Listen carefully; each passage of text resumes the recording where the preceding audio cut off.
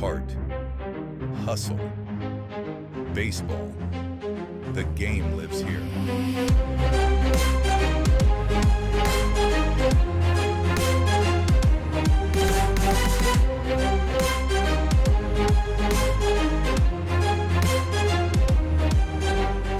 This is Pioneer League.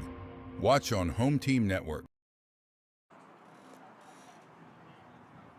Good afternoon, ladies and gentlemen, and welcome to Boise, Idaho for Pioneer League Baseball. Today, the Glacier Range Riders take on the Boise Hawks in Game 6 of a 6-game series here in Boise, Idaho. The Glacier Range Riders right now trailing the series by 4-1. They've been in the lead in the late going in the final 3, but have been unable to finish it off. Range Riders looking to finish this series off with a win and head back to the Flathead Valley with a little bit of momentum behind them before facing the best record in the league, the Long Beach Coast. Glacier and Boise coming right up. We'll have the lineups on the other side of a quick commercial break. Don't touch that dial. Again, it's the Range Riders and the Hawks coming right up. Glacier Bank Park is just so beautiful. The absolutely stunning views, the facility that we have, we're just very fortunate. This is a place where people can gather throughout the community. The location of the park itself is centrally located within the valley, and as such, it keeps everybody coming from all the different municipalities throughout the valley, and really it's just a hub for the community to meet. My favorite thing about coming to the ball field is seeing old friends, seeing the beautiful complex, and the staff, how friendly they are. They greet us with friendliness, and the seats are awesome. We also get to connect with folks as far away as Boston that are here on vacation that actually want to come to a ballpark because I talk them into it because that's how special it is. So we come to socialize. We love our group and we just have a really good time. Of course, we like watching the game too. And we like to win.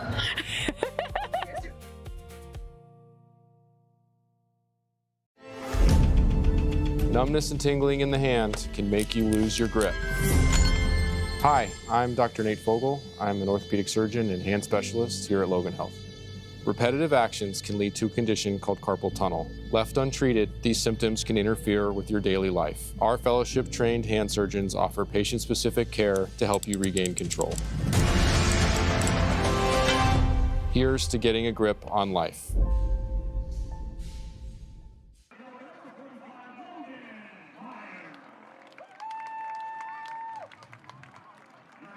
Welcome back in. Glacier Range Riders and the Boise Hawks just about to match up. Let's go over the starting lineups real quick. For the Glacier Range Riders, it's Kyle Ashworth leading off, Tommy Rover batting second, Brody Cabbs third, Vredenberg, Garner, and Hornung are the middle 3, while Millen, Beard, and Lutzow round out the starting 9. Zach Longshore is the starting pitcher.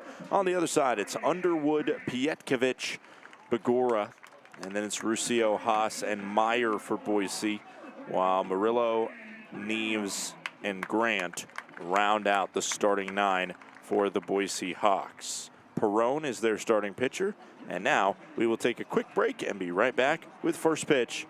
Don't touch that dial. Again, we will be right back.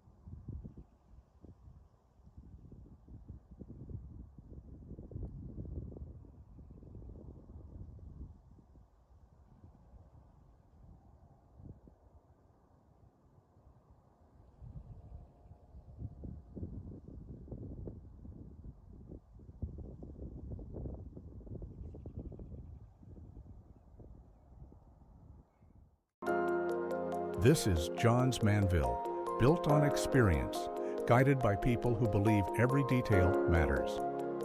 We manufacture commercial roofing systems with purpose, combining performance, protection, and long-term reliability. From the science behind our products to the trust earned on every job, we focus on what lasts and what comes next. Steady leadership, proven performance. Johns Manville Commercial Roofing Systems.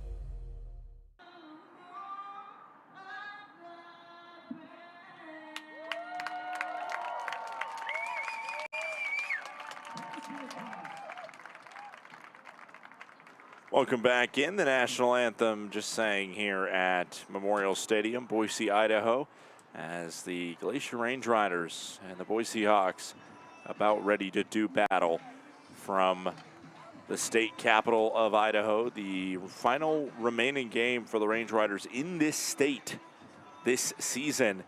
And I'll tell you what, in terms of the conditions, it is a smoky one. The smoke departed over the last few days and made for fairly pleasant experiences last night and on Friday, but it has socked back into the valley here on this Sunday afternoon. Hopefully it's looking better up in the Flathead. Starting pitcher tonight for the Boise Hawks is Brian Perrone. I'll talk about him in a moment, but let's go over the defense for the Boise Hawks. It is Grant behind the plate, Ruscio over at third. Murillo is the shortstop, Pietkovich is the second baseman, the newly acquired former Missoula paddlehead. Bagora over at first. The outfield from left to right is Neves, Meyer, and Haas. Once again, Brian Perrone is this starting pitcher. Brian Perrone, originally from Murrysville, Pennsylvania. He went to the University of Johnstown.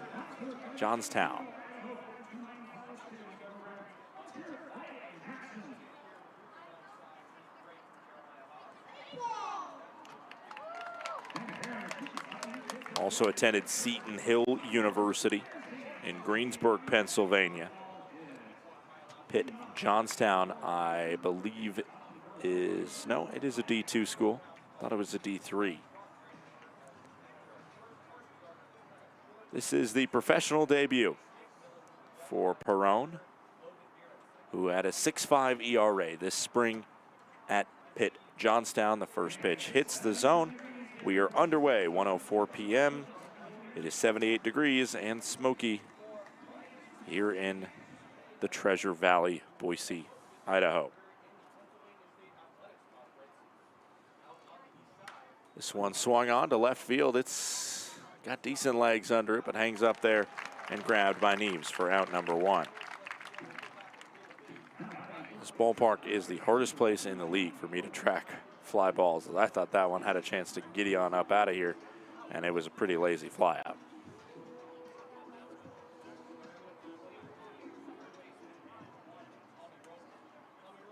Tommy Rover now stepping in.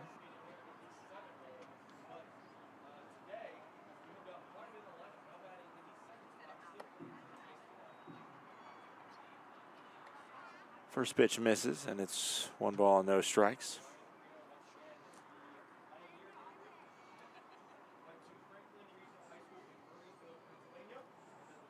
The 1-0. This one popped out of play. Dealing with fly balls are going to be tough with the smoke sitting overhead. Zone ends up with a decent catch by a fan over there. Perrone gets a lot of strikeouts. This season he was second in the conference, as this one sent sky high down the right field line, foul the other way. He was second in the conference in strikeouts with 73. And he was first in the conference and 13th in D2 in terms of strikeouts per 9 innings. So he's a strikeout pitcher.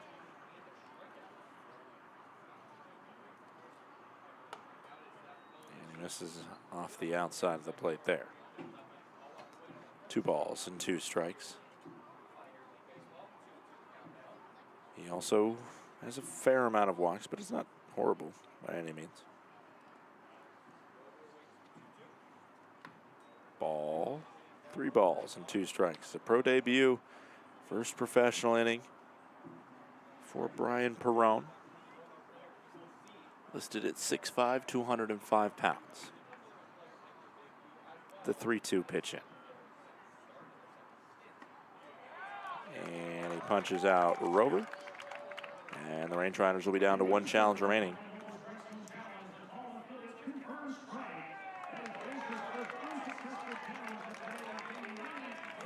And Tommy Rover burns the challenge on a ball that was majority in the strike zone on that one. 2 outs.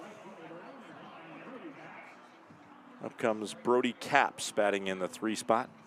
Swung a really good bat the last couple days, and now getting the nod for the heart of the order. Range Riders have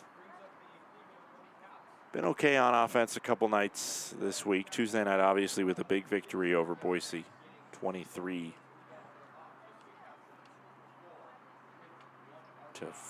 the final score. Second highest scoring total in Range Rider history. Now misses inside. They scored 6 in a losing effort on Thursday night.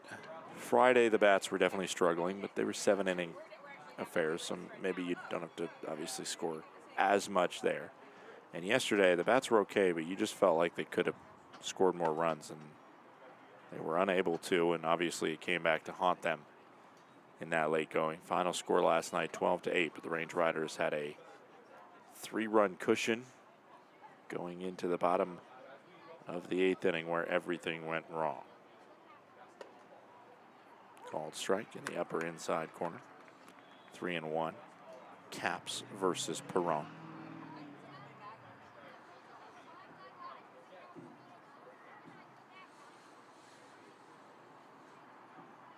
The 3-1 2-out pitch. Swing and a miss. A healthy cut by Capps on a changeup near the bottom of the plate. 3 balls and 2 strikes, 2 outs as Brian Perron tries to go 1-2-3 in his first professional inning.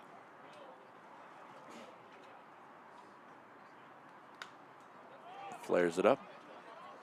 This one looks to be a souvenir ball. And it's another one that's handled well by a fan apparently out there.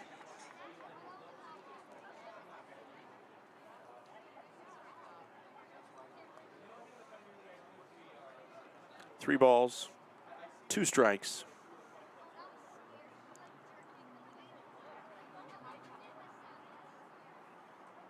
And 2 outs. Swung on by Capps. This one out towards center field, moving in and making the grab is Meyer. It's a 1-2-3 first professional inning from Brian Perron. We head to the bottom of the first, 0-0 between Glacier and Boise.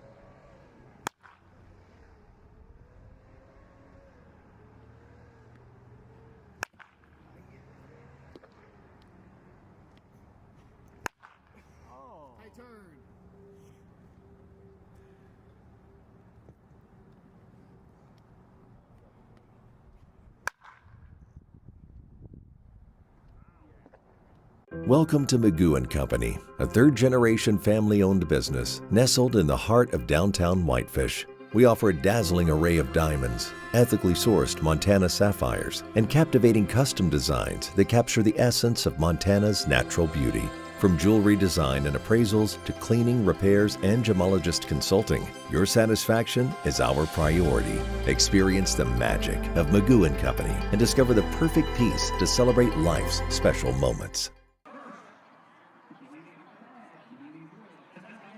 Let's go over the defensive alignment for the Glacier Range Riders today. It's Johnny Lutzow behind the plate. Over at third base, Tommy Rover. Carson Garner plays shortstop today, while Logan Beard plays second. And Brock Vredenberg plays at first. The outfield from left to right is Capps, Millen, and Ashworth. Zach Longshore starting pitcher. The first pitch Call the ball downstairs. Count goes to 1-0. Longshore had the start on Tuesday. Struggled a little bit, but was able to weather the storm and get through 4 solid innings. Swing and a miss there into Ethan Underwood.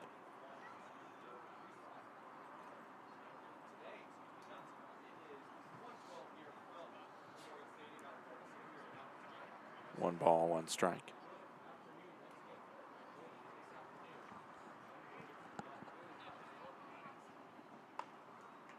In the zone. One ball, 2 strike pitch in. The 1-2, no out pitch, bottom of the first. Swing and a miss. Lutzo with the nice block. The throw down to first, on target, on time to get Underwood out.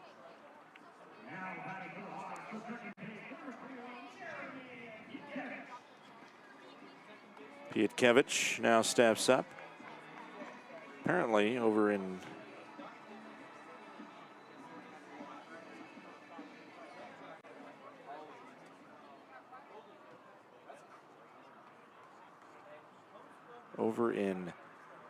Missoula, his name was being slightly mispronounced, and that's just what we were told. Pietkevich is what I usually said. Technically, I believe it's Pietkevich. The emphasis just in a similar but different spot. Fouled off. Count goes to 0-2. Whatever it is, he has been let go by the Missoula Paddleheads after hitting .297. 5 home runs, 42 RBIs, and now in his debut, that one hit him on an 0-2 pitch.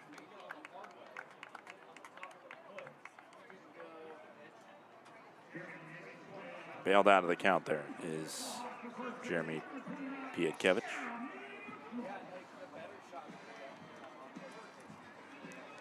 Up comes Jeremy Begora.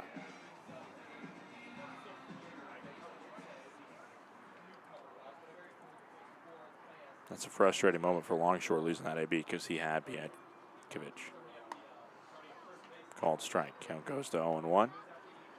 Zach Longshore, his numbers on the season. He has a .490 ERA. This is his 14th start of the season. 70 strikeouts in 72 innings. Missed inside. 1 ball and 1 strike.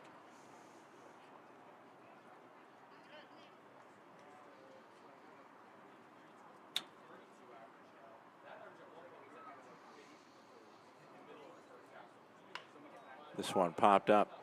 Awkward spot. Logan Beard backpedaling, and Ashworth makes the grab.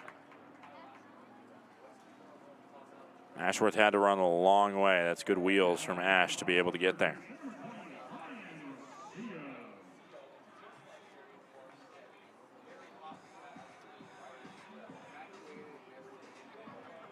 Two outs, bottom of the first inning. Coming into today, Longshore is tied for 4th in the league in strikeouts. Is this one sky high to left? Brody Capps in and makes the grab. A pop up there by Ruscio for out number 3. An 0-2 hit by pitch breaks up a 1-2-3 inning, but Friedenberg and Garner will lead off atop of the second at 0-0.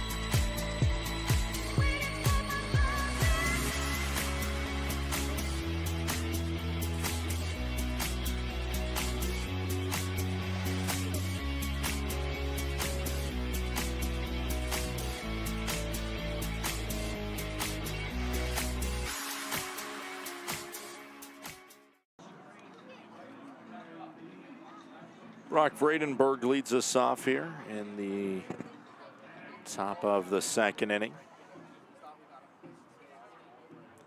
Vredenberg now batting .298 for this Range Rider squad. This one hit foul. Count goes to 0-1 on Vredenberg. Glacier looking for their first base runner against the rookie debutant, Brian Perron. That one glances the outside of the strike zone, and it's 0-2.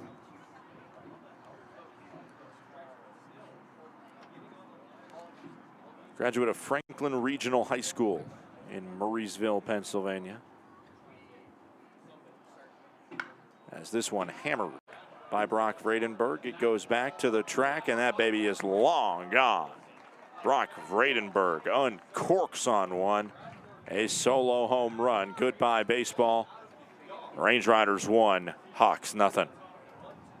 Right at the top of the zone at 88 miles per hour, and Vredenberg dialed that baby up 425 feet.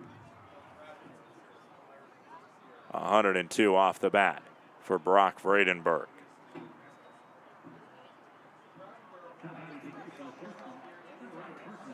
Vredenberg's 7th home run of the season for the Glacier Range Riders since joining just 30 games ago.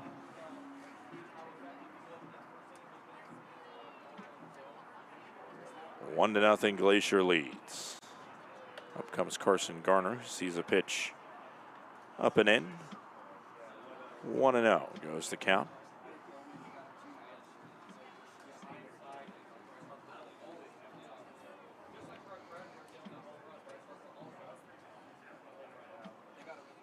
Fouled off.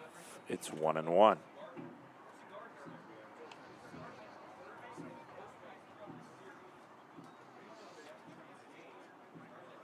Franklin Regional High School, where Brian Perron went to prep school. Where he played at the prep level, I guess I should say. As this one swung on. Sky high fly over near first. Bogora working over, and foul territory makes the grab.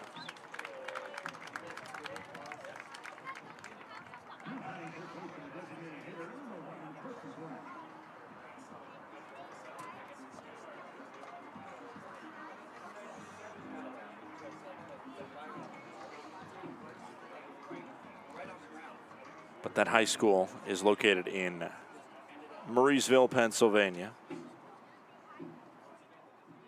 Population about 21,000. Low and away. They are known as the Panthers.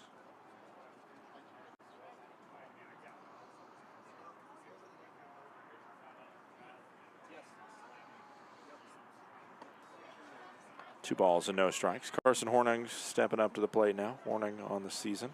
Just 2 home runs for him, but man, he has been able to get a ton of doubles, spray the ball around the yard really well.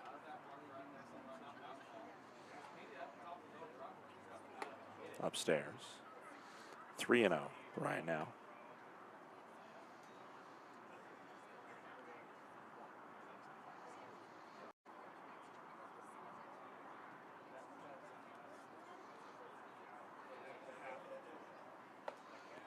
Called strike.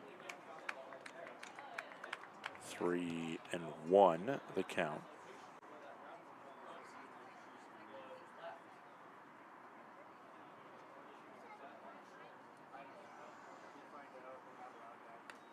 Fouled off. 3 balls, 2 strikes, 1 out.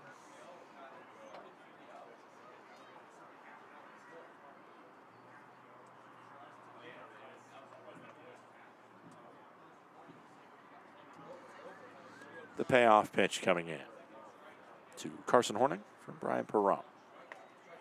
Swing and a miss. Perron punches out Hornung. Jake Millen now stepping to the plate. Millen on the season batting .238. He has 10 home runs and 34 RBIs.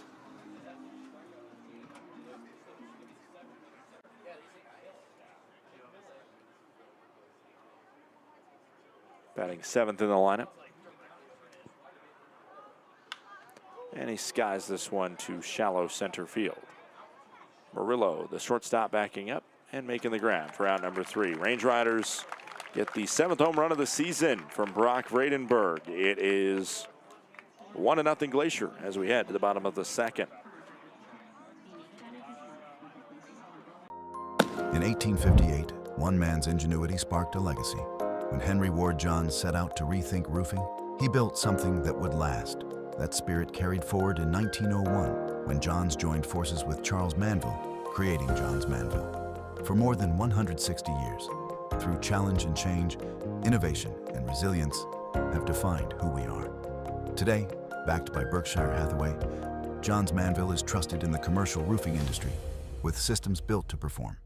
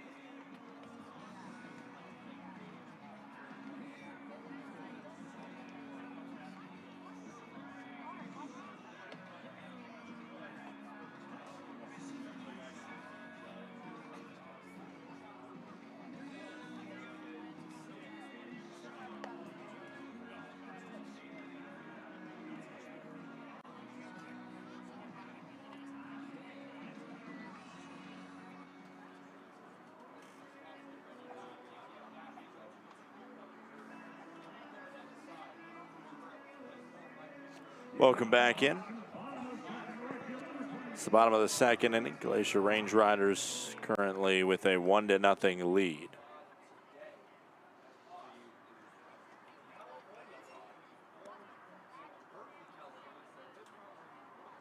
Fouled off. Matthias Haas is the leadoff batter of this half inning.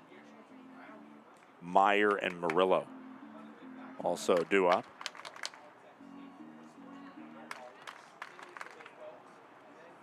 Matthias Haas, 26-year-old, out of Oakland, California.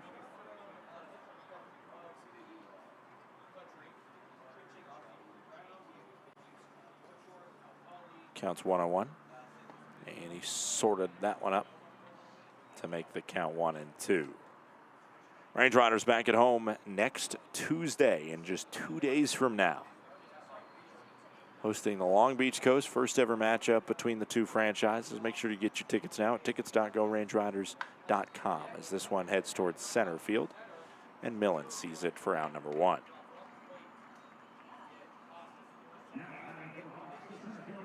Really kind of had to have an awkward swing to scoop that one up. That ball was almost at the dirt.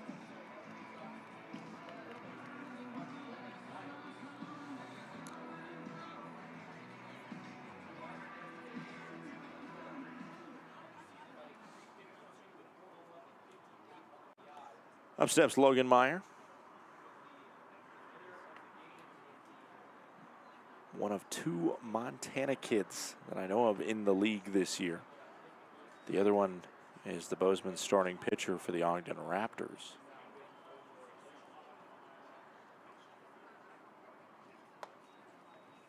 That one called the ball. 2-0 on Meyer, who's batting .352 this year.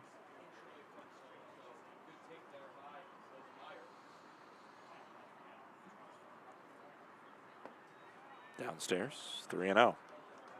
1 out, bottom of the 2nd inning. Longshore versus Meyer.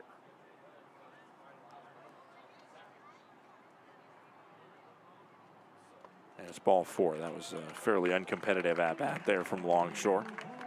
Doesn't give a lot of free passes that easy, but he's given away a couple today. 0-2 lead that he was up on Pietkevich and ended up hitting him on the foot. And that one just nowhere near on all but maybe the second pitch that just bent inside of the zone.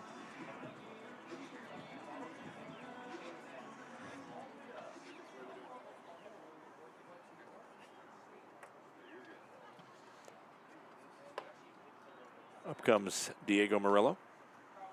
Called strike.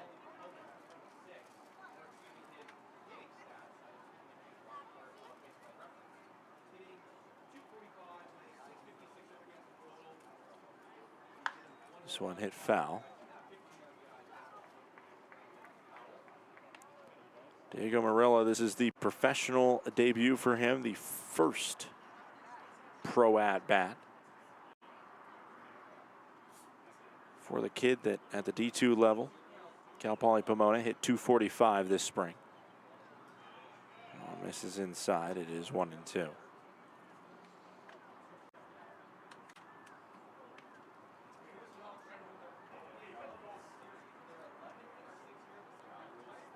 Originally from San Luis Obispo. The 1-2. Fouled off by Murillo.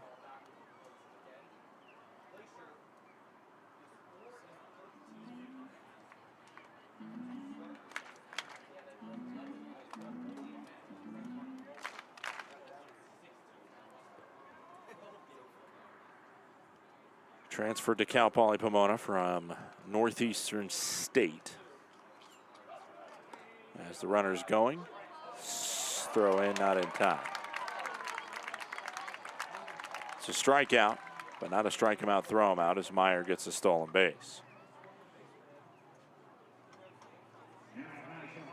Also spent a JUCO stint at Cuesta College, which is in San Luis Obispo, aka SLO. That's what a lot of people call it. I'll try and stick with slow so I don't have to say so many syllables. Went to Northeastern State, again, a D2 school in Tahlequah, Oklahoma.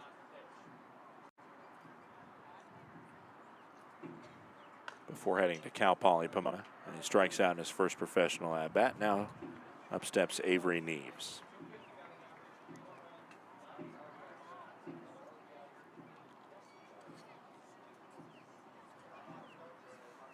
The 0-1 into Neves. Missed inside. 1 ball and 1 strike. Neves. He's batting .262 on the year.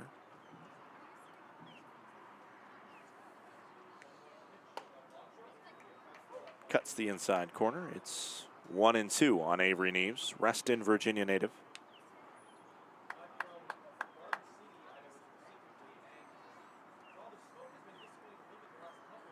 The 1-2.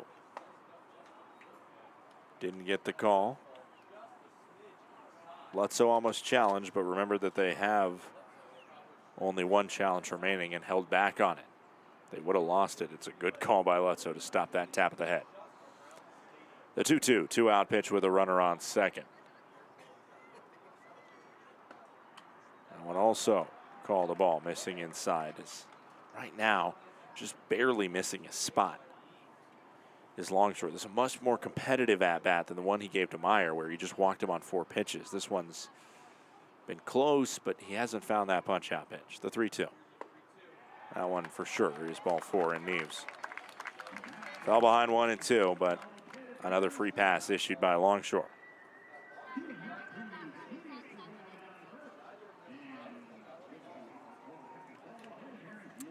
Up steps the catcher, Wyatt Grant.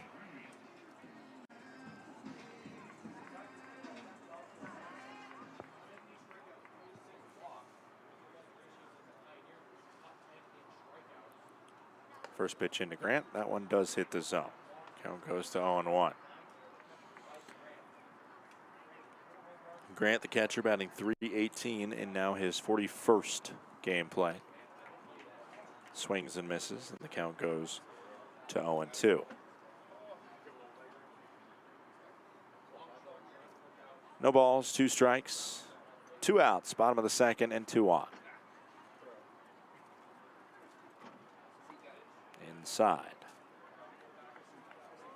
Longshore trying to just attack that inside corner.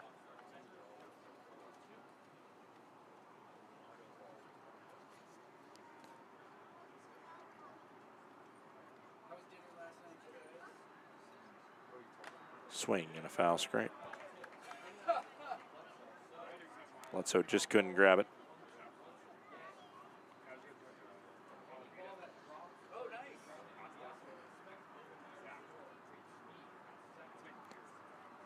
One ball, 2 strikes, 2 outs, 2 on.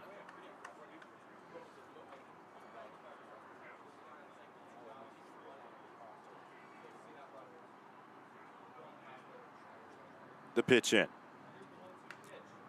Scrapes it again. It's a foul ball. This is a trademark Boise Hawk inning.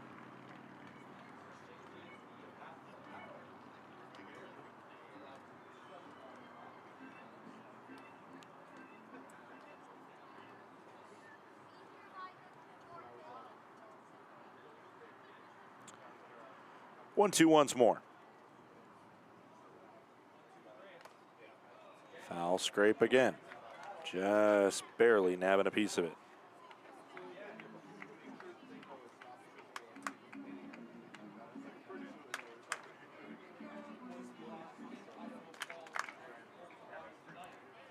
One, two, 2 out pitch. Once more into Wyatt Grant from Zach Longshore. Runners are going, double steal, and shocker, it's fouled off. It's a long at bat from Wyatt Grant, as that one was offered dead center on a fastball at 91. That's one he really shouldn't have missed.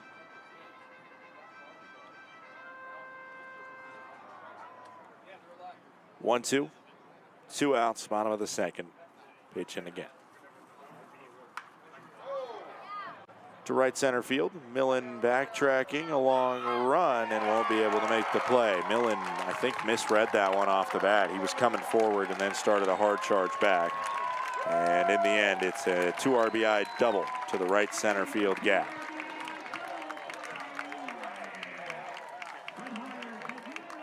Boise.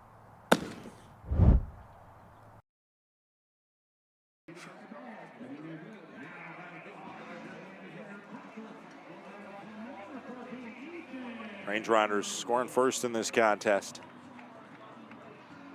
But has been an unfortunate trend here. The punchback from Boise has come. Usually it's come late. This one coming right after the solo home run in the top of the second. A 2-run double by Grant. Up comes Underwood, 0 for 1 with a strikeout. The 1-0 pitch. This one hit and grabbed by Rover. What a play. Throw across is in time for out number 3. It's a 2 RBI double by Grant. Great play by Tommy Rover. Sends us to the third. 2-1. Glacier trails Boise.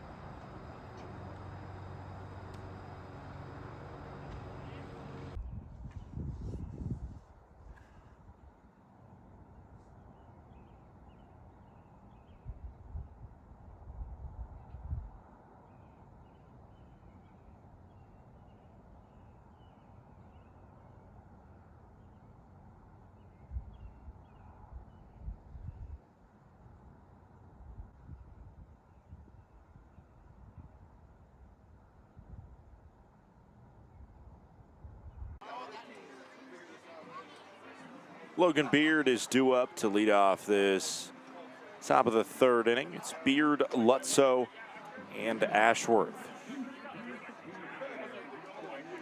Beard got his batting average up to 284 on a good series here. This is his 50th game played this season.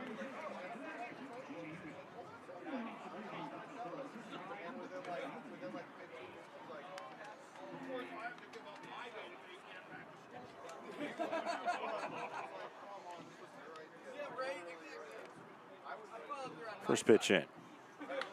Swung on down the left field line. If this one is fair, it is just foul. Oh, man, that was close.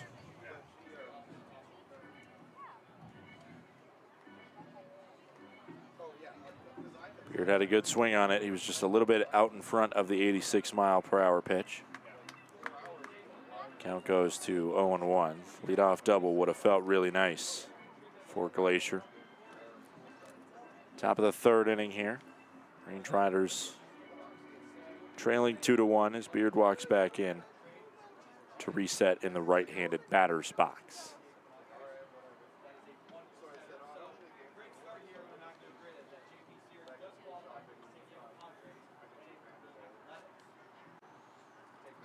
The 0-1 skips, gets all the way to the netting. Count goes to 1-1 strike.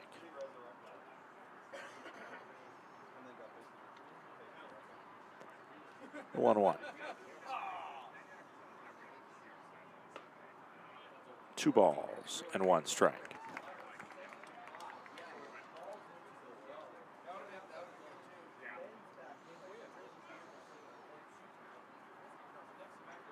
Scratch that. 1 ball, 2 strikes. That was in the zone. That one's outside. Now it's 2-2.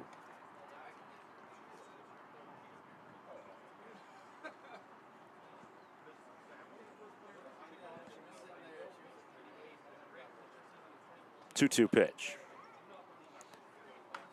Fought off. Foul down the right field line.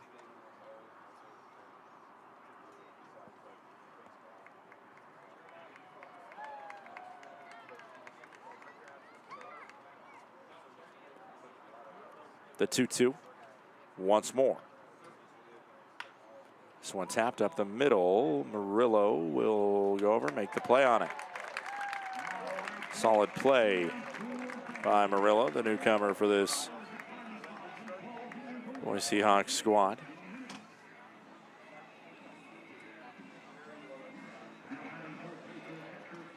One out.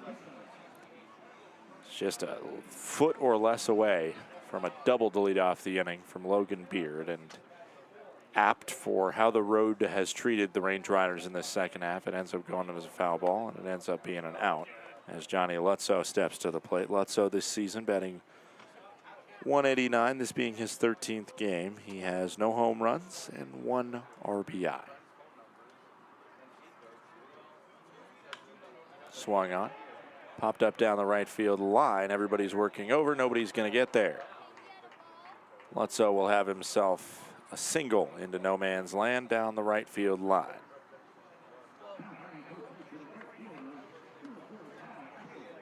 Eighth hit of the season by Lutzow.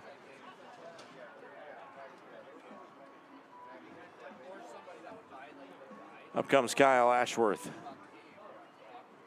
Ashworth 0 for 1 with a fly out to left.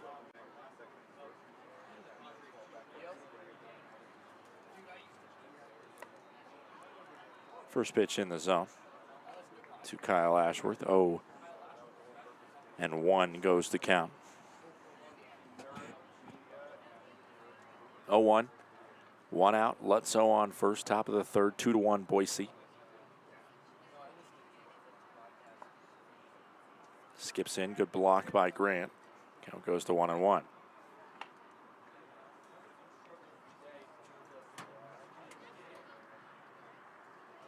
Lutzow, decent wheels over there, but don't expect him to attempt a ton of steals.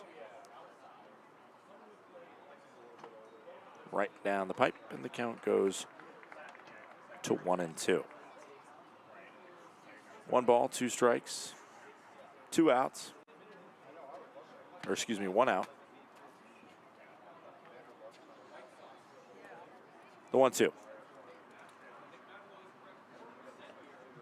2 balls and 2 strikes. Of course, dynamite news out of the MLB level yesterday. Tarek Skubal traded to the Los Angeles Dodgers.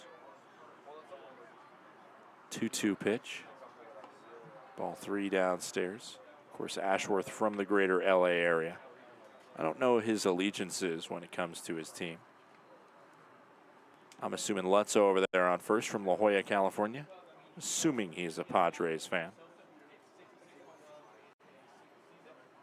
3-2. Fouled off by Ash.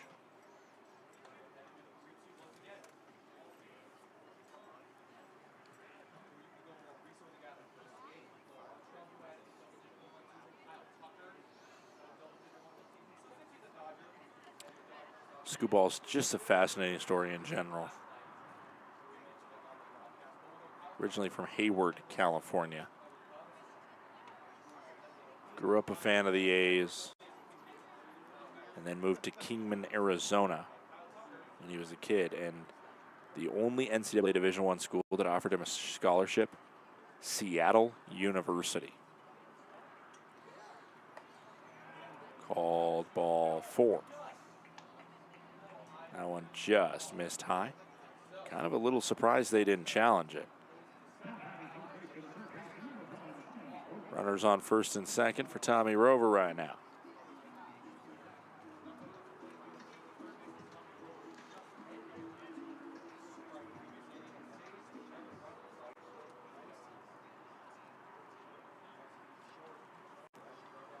The 0-0, 1 out with 2 aboard. Almost hit Tommy. Great play by Tommy over there at third, who usually is playing DH. Got a little time at second, and obviously some time at third as well. But for the most part, he DHs when he's in the lineup, but given an off day to steal, and the domino effect of that is obviously his chance to step in and play the field. He grounds out over to first here. Bagora flips to Perrone covering. There's 2 outs. Brody Capps stepping in. This is the guy you want up in this scenario right now with the bat that he's been swinging, Brody Capps. Batting .412, 5th game here, and he has 5 doubles and a home run. Only 3 RBIs, though, because he's been in the bottom part of the lineup. So now, a couple doubles already. Can he be able to sit on one and do some damage?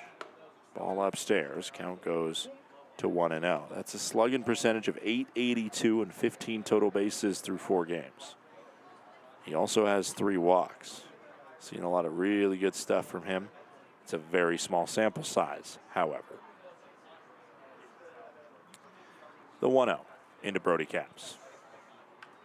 Fouled off the hands. Count goes to 1-1. That pitch was inside.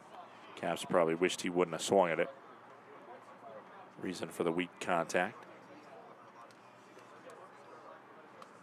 The 1-1, 2-out pitch.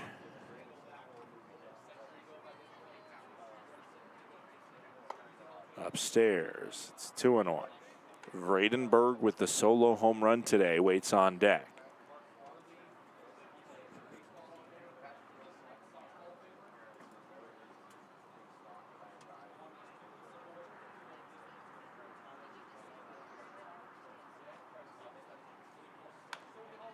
Fouled off, 2-2.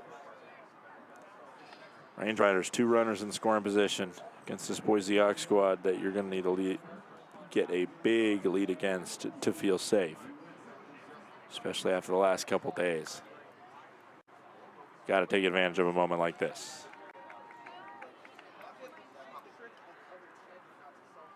The 2-2, 2-out pitch. Inside, it's 3-2. That one off the hand of Perrone. You could tell it was going to be funky. not finding the strike zone unless it really saucered. It did not, and now a 3-2. 2-out pitch with runners on second and third.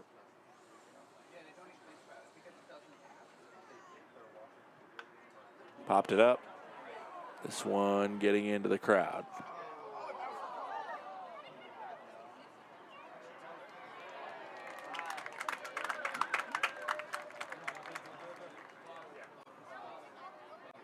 Range Riders as a whole batting .296 this series. The player that has the off day, however, Jacob Steele, is batting a marvelous .647. The 3-2 once more. Swung on down the left field line. It is foul. Torched off the bat by Caps. 104 on the foul ball. Man, how fun would this inning be right now if Beard had been able to get that double to lead off the frame. Obviously followed up by a Lutzo single and then an Ashworth walk. Range Riders really could be in business. Instead, still two in scoring position with 2 outs. 3-2 pitch is taken, and it is rifled 101 miles per hour, grabbed by Ruscia. Another 100-mile-per-hour exit velo that is an out to strand 2 in scoring position. How many times can a team do it in a year? The Range Riders are threatening to find out. We head to the bottom of the third. It's 2-1 Boise. Thinking about where to host your next office event? Book the indoor event space at Glacier Bank Park. With a capacity up to 145 people, our indoor event space is a flexible, year-round venue ideal for accommodating receptions, conferences, and holiday parties. The spacious layout boasts impressive stadium and mountain views, providing the perfect setting for guests to mingle, network, and celebrate. Book your office party today at glacierbankpark.com.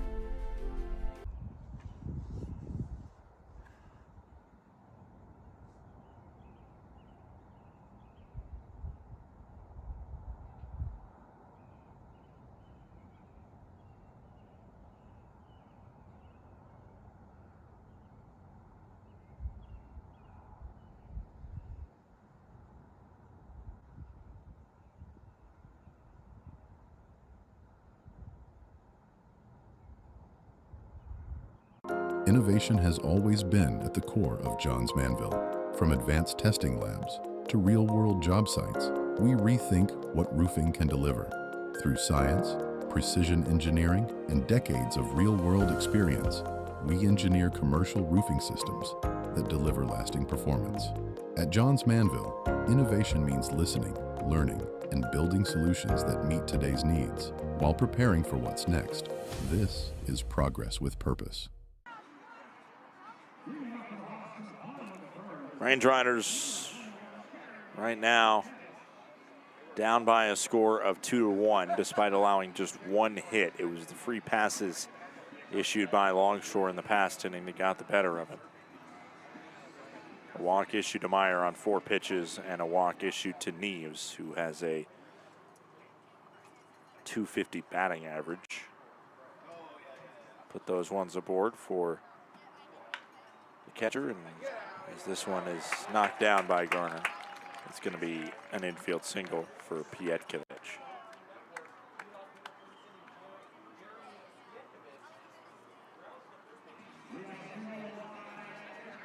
Put it deep in the hole. Garner could only slap it down with the glove. Now Bagora steps in. Range Riders, with runners in scoring position this series, they've had the same amount of opportunities as Boise. As that one misses, count goes to 1-0. But Glacier has batted .296 in runners in scoring position scenarios, while Boise is batting .345. 2-0 goes to count.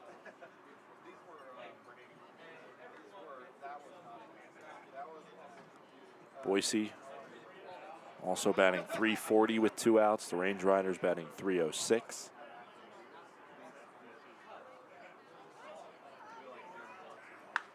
As this one hit down the left field line, and that's a fair ball. Yetkevich holds at second base.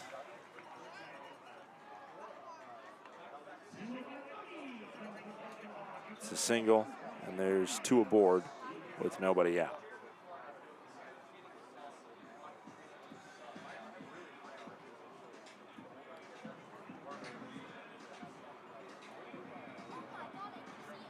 With runners aboard in general this series, the Range Riders have had more opportunities, as this is probably going to be a bunt by Russillo.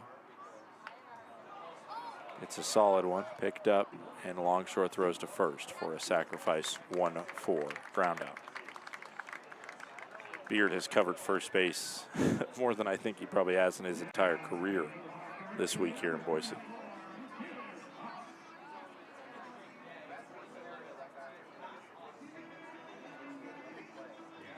So we're going to have a similar scenario, runners on second and third. Range Riders had it with 2 outs.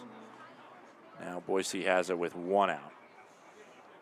Boise has been able to get an RBI 62% of the time in this scenario with a runner on third and less than 2 outs. That one drops in the zone on Matthias Haas. Haas 0 for 1, a fly out to center.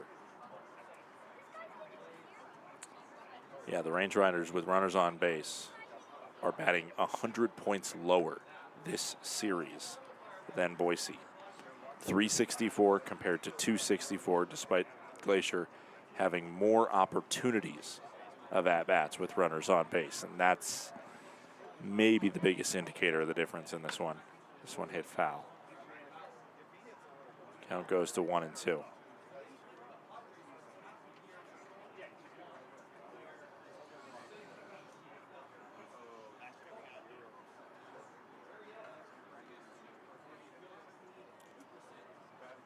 The 1 ball, 2 strike, 1 out pitch with the infield in. Swing and a miss. Lutzo puts the tag on him as that ball went in the dirt.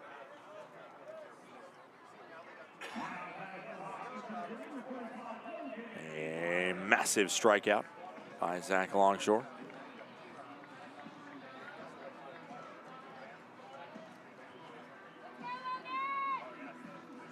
Two outs, bottom of the third inning. Begora on second, Pietkevich on third. Logan Meyer, first pitch seen by him, is just high. 1 ball, no strikes.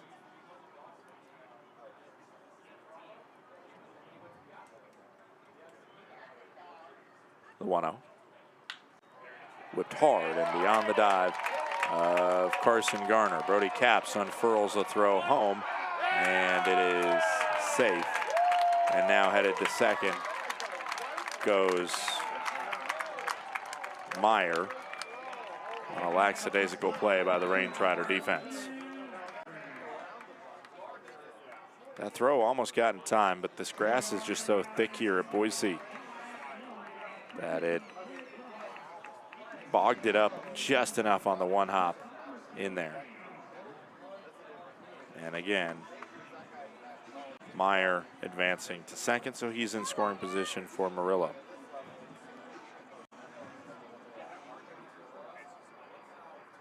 Two RBI single as Pietkevich and Begora score. Murillo fouls it back.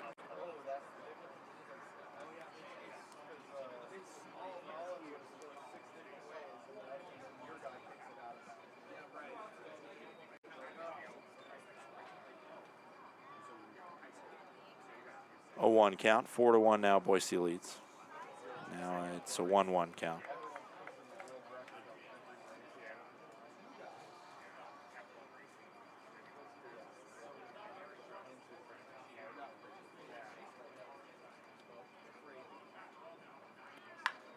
Swung on, sky high fly to center. Tracking back is Millen, and he makes the grab for round number 3. 4-1, Boise leads after 3.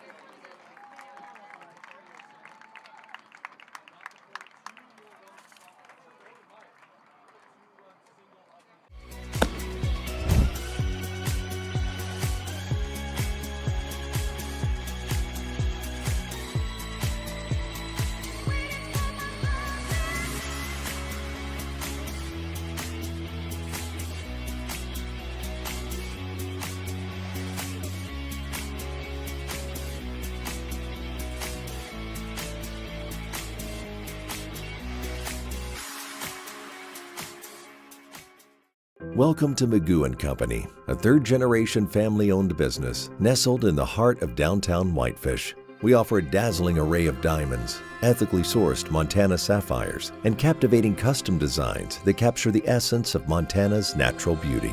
From jewelry design and appraisals to cleaning, repairs, and gemologist consulting, your satisfaction is our priority. Experience the magic of Magoo & Company and discover the perfect piece to celebrate life's special moments.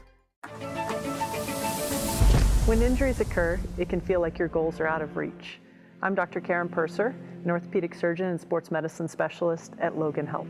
If you injure a joint, muscle, or bone, our orthopedics and sports medicine specialists are here to help. Our highly specialized surgeons, clinicians, and physical therapists offer innovative treatments and the latest minimally invasive procedures to help you recover and return to activity faster and stronger so that you can reach your goal.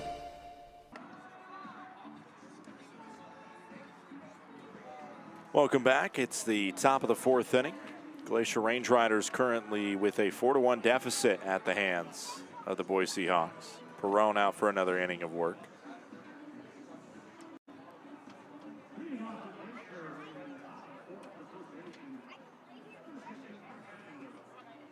Brock Bradenberg leads us off 1 for 1 with a home run over the right field fence.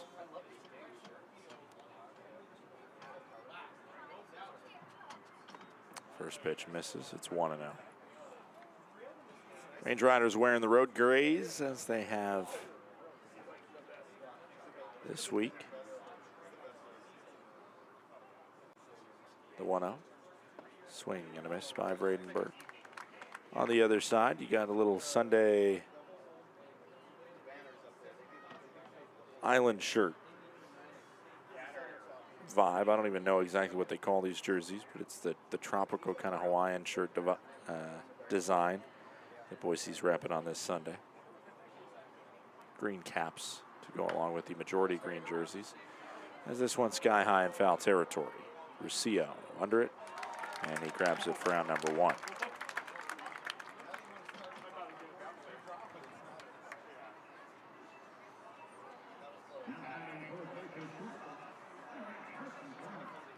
One out, up comes Carson Garner. Garner is 0 for 1. He popped out in foul territory over near first.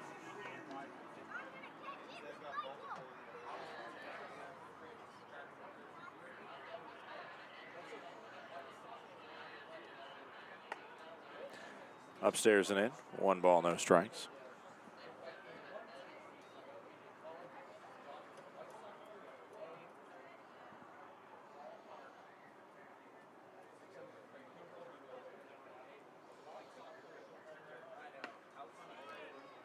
This one's a called strike. The count goes to 1-1.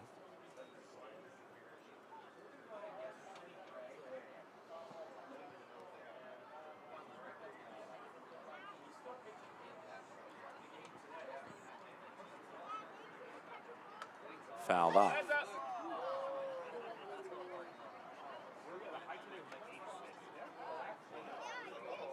One and two, 1 out, top of the fourth inning. Boise 4, Glacier 1.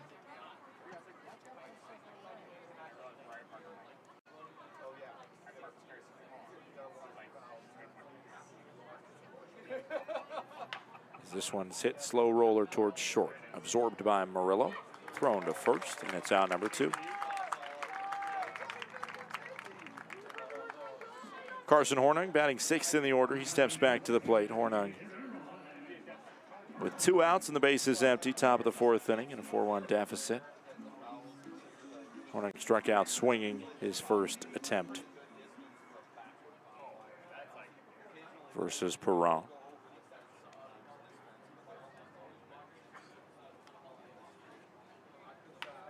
And this time he will, ooh, nice play. The throw off balance, not in time. It's a hit as Pietkevich unfurled just about anything he could do to restrict the base knock. Just beat out by Hornung on the infield single. There's 2 outs and a runner on first now for Glacier. Jake Millen steps up. Millen popped out to short. His first try.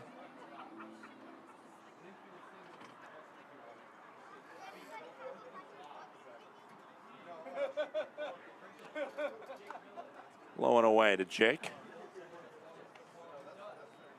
Range Riders center fielder has been the most common choice in center field for Glacier since the injury to J.D. McLaughlin, which has kept him out for the past couple weeks. Pitch in. It's 2-0.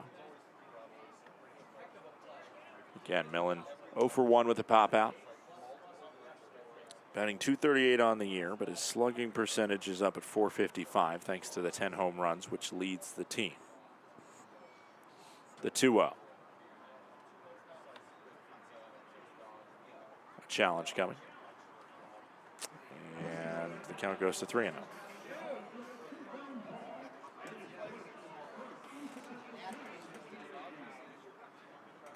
Both teams are down to one challenge remaining. 3-0, 2-out pitch. Right over the heart of the plate. 3-1. Millen rocking the red elbow guard on his right arm. The front arm when he's batting lefty. 3-1, 2-out pitch. Popped up. In foul territory. Grant and Ruscio both there. Ruscio ends up making the catch. Even if he would have dropped that, Millen was only about halfway to first, so it could have been a testy play there. But the catch is ended up being made for a clean out number 3. We head to the bottom of the 4th. It is 4-1 Boise.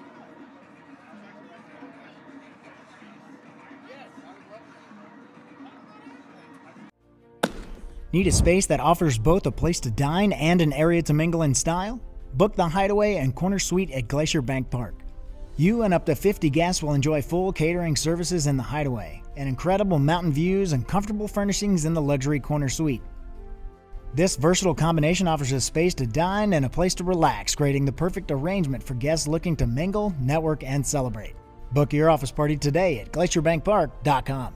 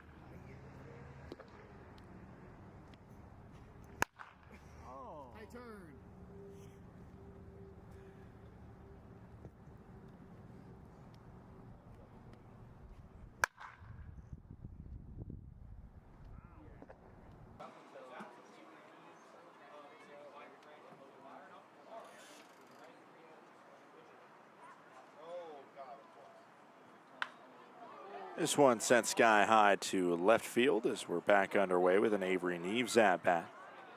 Falling into the glove of Caps for out number 1. 1 pitch, 1 out. Neves was walked his first time up and scored on the grand double. This time given a pitch right over the heart of the plate that he is out on.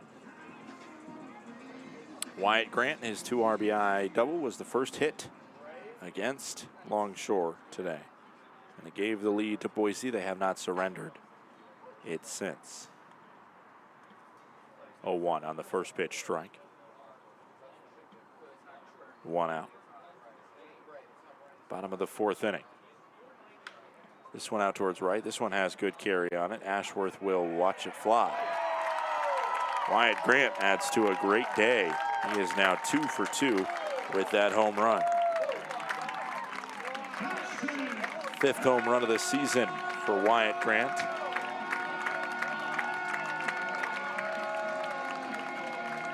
The opposite way, just 95 miles per hour off the bat and 376 feet.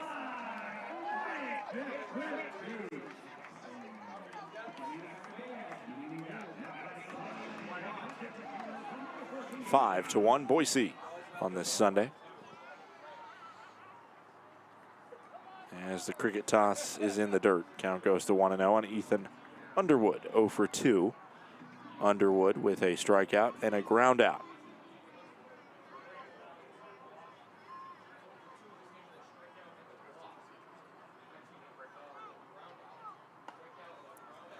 In the zone, 1-1.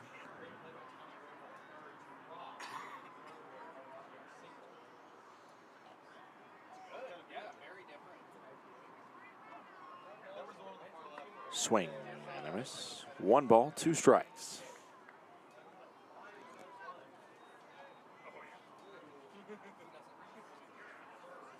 One, 2, 1 out, bottom of the 4th inning. Longshore versus Underwood.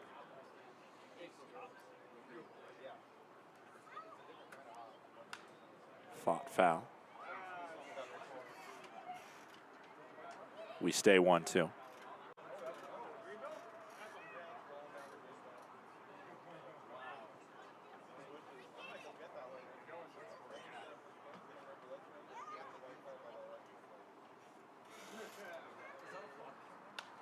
This one sky high. Shallow left field, and Carson Garner makes the grab in front of Brody Capps. A pop out, and there's 2 gone. Good bounce back from the home run from Zach Longshore. Pietkevich now steps in, 1 for 1 with an infield single.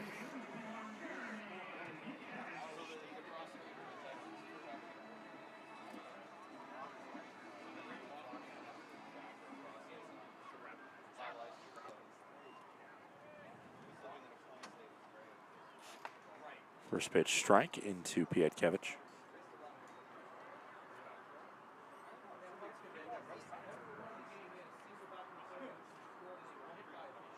Getting close to a time to check in on the league scoreboard. Former squad for this Boise Hawks second baseman, Pietkevich, Missoula, they stay red hot. They are up 21-6 right now. Hit on the ground towards third. Funky hop for Rover. He handled it cleanly. The throw across is in the dirt, but scooped up well by Brock Vredenberg. We head to the 5th inning of play. The solo home run by Grant makes it 5-1. Range Riders trail Boise.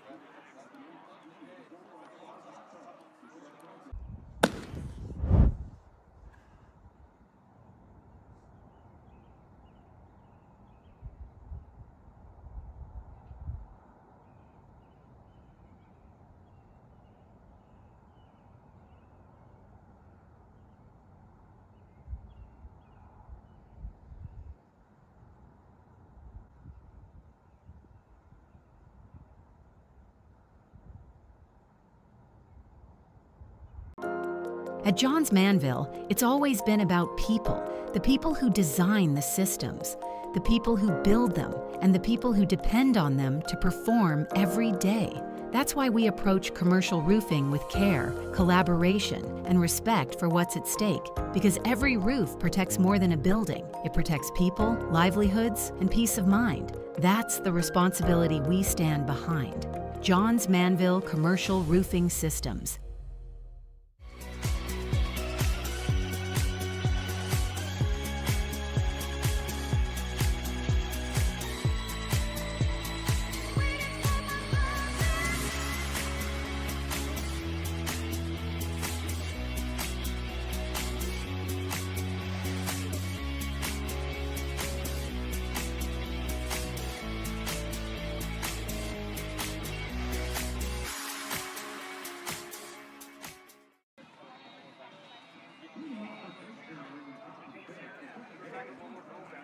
It's the top of the 4th inning.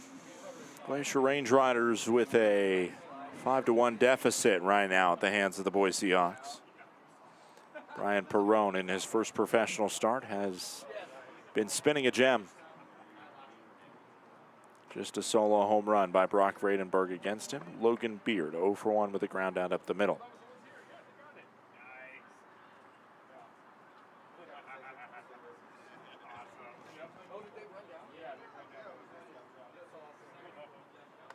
Inside again. Nope, that one hit him.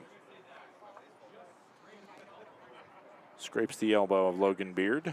He is the hit-by-pitch specialist on this Range Rider squad, Logan Beard. As you take a look back and see, just shredded him. Home plate umpire called it. Beard more than happy to not protest. Lead off HBP for Beard, who nearly had a double down the left field line his first time up, as that one misses up and in from Perone.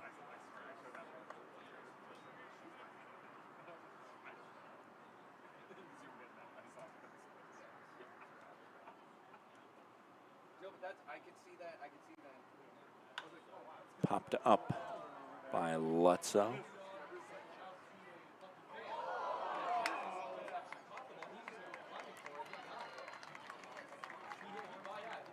One ball, one strike. Nobody out. Johnny Lutzo 1 for 1 with a single into shallow right field. Range Riders being out, hit 5-3, outscored 5-1. The 1-1 pitch. Popped up again. This one playable over at first for Bagora, and in foul territory, the catch is made.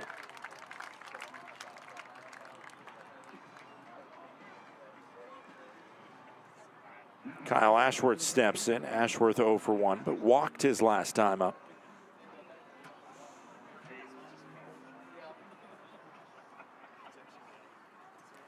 On base percentage still solid from Ashworth. Hasn't got as many hits this series, it's felt like, as this misses inside. Count goes to 1-0.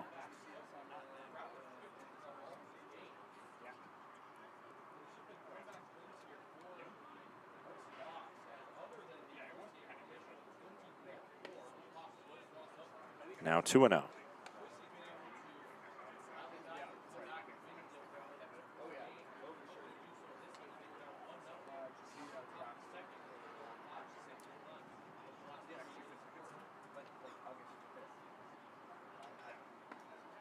Down the middle. 2 balls, 1 strike. Range Rider half of the 5th inning. Let's have some trivia here. Let's try and break out of this deficit with some trivia questions.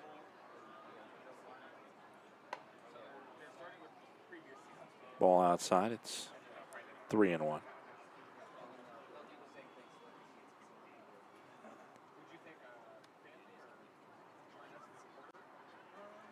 3-1 pitch into Ashworth before the trivia question. And it goes to the backstop. Another walk for Kyle Ashworth.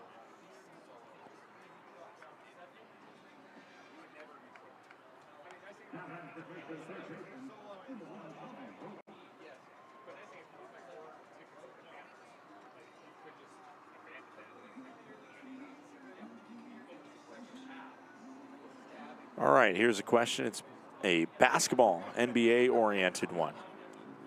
As there's a mound visit going on right now, 1 out, top of the 5th inning. In what city did the NBA play its first ever game in Brazil?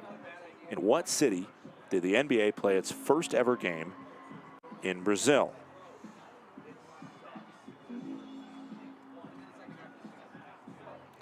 There's really only 2 options if you know Brazil. There's 2 major cities, and that's Sao Paulo and Rio. Rio is maybe the more internationally marketable, so I think that's what my guess would be, is that it would be Rio. Sao Paulo, however, has more people. The correct answer is Rio de Janeiro, Brazil. That was in 2013 where the NBA played their first game in Brazil. It was the Chicago Bulls versus the Washington Wizards. Runners on first and second here for Tommy Rover, who's 0 for 2 today. First pitch catches the outside of the zone. Rover unsuccessfully challenged one, and ay. That was a bad call on Rover. Oh my goodness. I don't know what our umpire was looking at to call that one a strike. The 0-1. That one definitely was a strike, but oof. Tough one.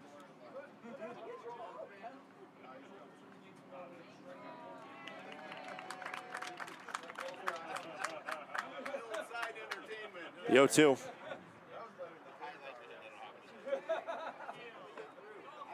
And that one called the ball outside.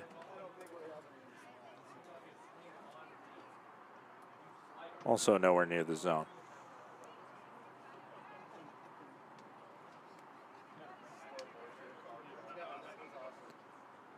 One-two, one-out pitch.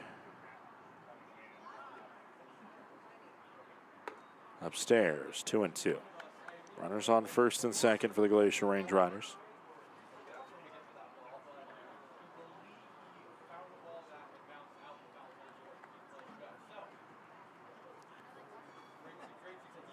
The 2-2, one-out pitch into Tommy Rover.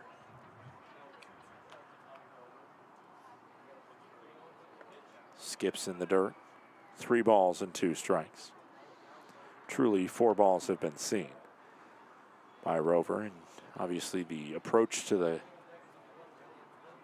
count would have been different, but still nonetheless a tough one for Rover to take once he realizes that first pitch was so dramatically outside.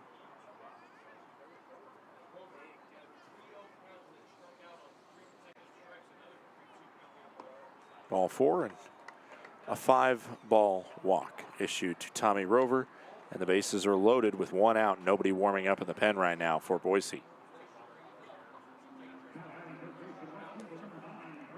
All right, let's finish you off with another trivia question, since that one helped produce maybe a possible scoring opportunity here for the Range Riders. This is Brody Capps, who lined out on a 102-mile-per-hour hit over to third his last time up, steps in. He is 0 for 2 with a line out and a fly out to center. First pitch in the zone, 0-1. Your other trivia question, let's get weird. Let's go tennis here. What 2-time Wimbledon champion in men's singles, as there's a swing and a miss, was born and raised in Dunblade, Ireland, or Dunblade, United Kingdom? He also has 2 Olympic golds and won the 2012 U.S. Open. The 0-2, one-out pitch in with the bases stuffed. Skips around, goes to the back netting, and it's a wild pitch that will score Logan Beard. Ashworth to third. Tommy Rover to second. When this guy won Wimbledon in 2013, it ended a 77-year British men's singles drought at their own tournament. If you know tennis, you will know that this answer is Andy Murray. Andy Murray. The 1-2. Swung on to right center field. Down for a base knock. 1 across and 2 across. Rover and Ashworth score on the 2 RBI single by Brody Capps, and it's 5-4 Boise. Well struck ball by the Range Rider left fielder. Offered dead center at 87 miles per hour, and they're leaving Perrone out there. On a guy's first career start, if he's getting into trouble like this, you got to be able to be prepared to back him up, help him out, get him out when needed. Ball upstairs, count goes to 1-0.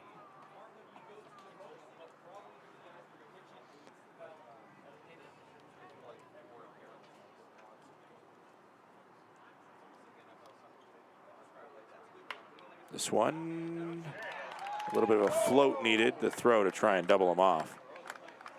Not in time. So it's a soft fly out. Pietkevich couldn't get it to first in time. Capps stays over on first. Clutch hit by Brody Capps, bringing across some runs.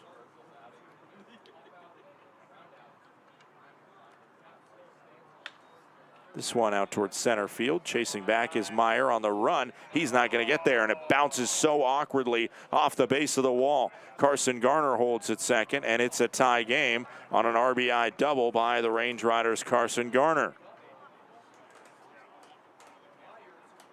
Capps gets to run on contact because there was 2 outs, and that one had Meyer scootering as quickly as he could towards the gap. And it hit right on the base of the Uncle Bob's Pizza sign out there. And just about split Meyer in half on it. It hit so funky. And that's the end of the day for Perrone. And like I said, it's a situation where you got to help your rookie pitcher out making his first professional start. And Sean Persky clearly just left him out there a little bit too long. 2 outs, top of the 5th inning. 5-5 the scoreline as the Range Riders have been allowed back into this one.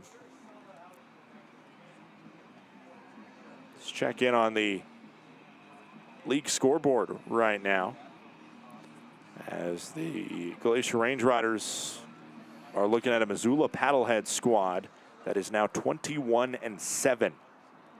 Nope, is now up 21-7. In the second half, though, they're even better than that. They've been absolutely phenomenal. The Range Riders got swept by them to start the second half, and they haven't really stopped. Modesto beat Yuba Sutter 2-0 to finish off their week of action. Modesto has one hand on the second half playoff spot already, and we are not even halfway through the second half. Of course, anything can happen, but that is a uphill battle for anybody chasing behind Modesto. Long Beach 5, Ogden 1. That is in the top of the 6th inning in Utah. Range Riders' next opponent, the Long Beach Coast. Another very hot team.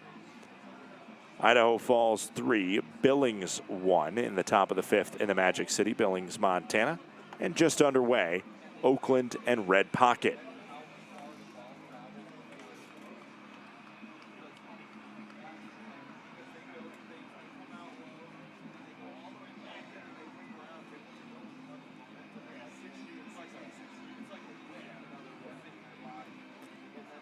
Range Riders feeling red hot right now. And they'll face off against the new pitcher, and it's Cheney Trout into the contest. Trout fires a first pitch strike. Count goes to 0-1. Garner on second after that RBI double.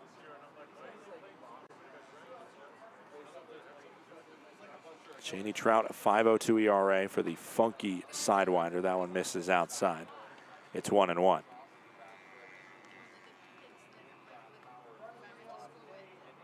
One ball, one strike, 2 outs. Top of the 5th inning.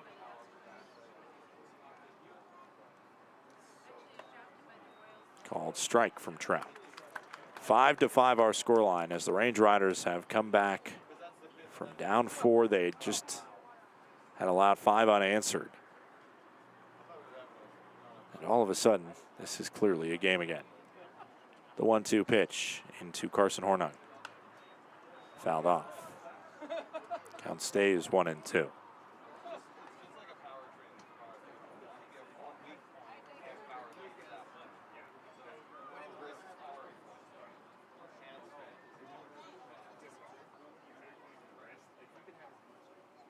One ball, 2 strikes.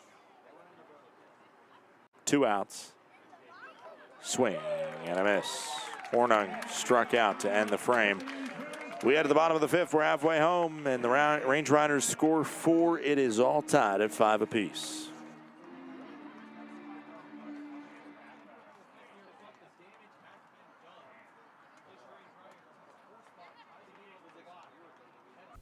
Range Riders fans, Glacier Bank Park offers a variety of suites to accommodate groups of all sizes, from small gatherings to parties of up to 65 people. The balcony views and exclusive services create a premium experience for celebrations, reunions, and outings of all kinds.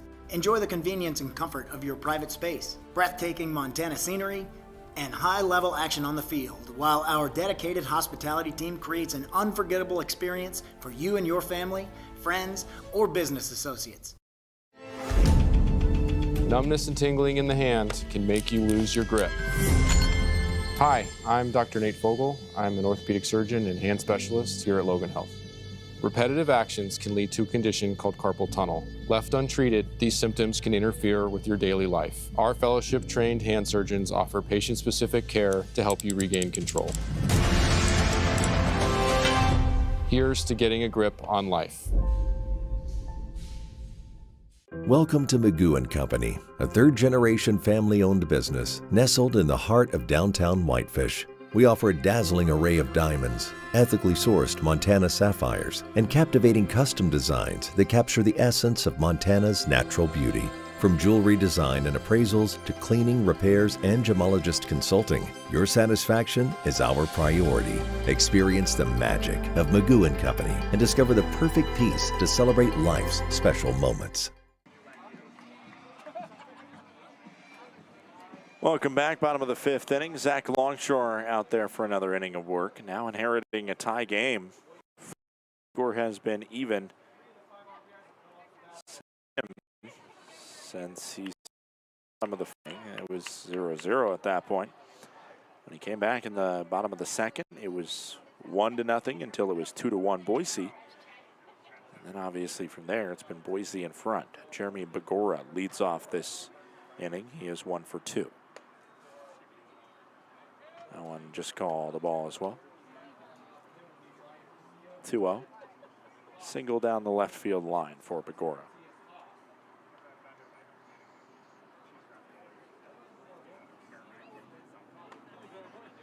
In the zone, 2-1.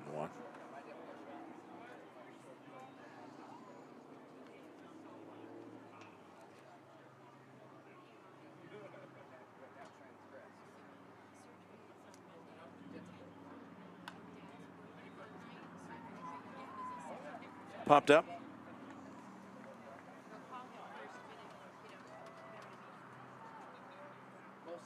Foul ball. Counts 2-2.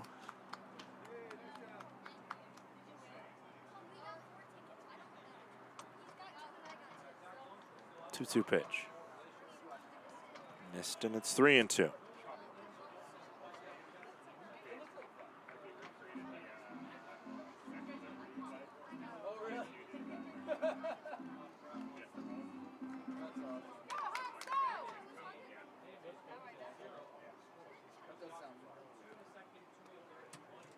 The 3-2. Swing and a miss. A strikeout for out number 1 here in the bottom of the fifth inning.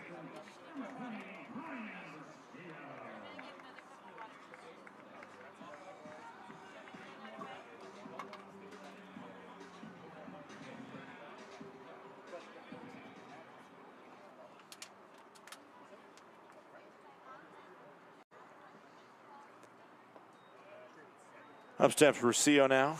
He sees it 1-0. He dropped down a sacrifice bunt his first time up, Ruscio. Ended up working out to the tune of a 2 RBI single right after. The 1-0's in the zone. It's 1-1.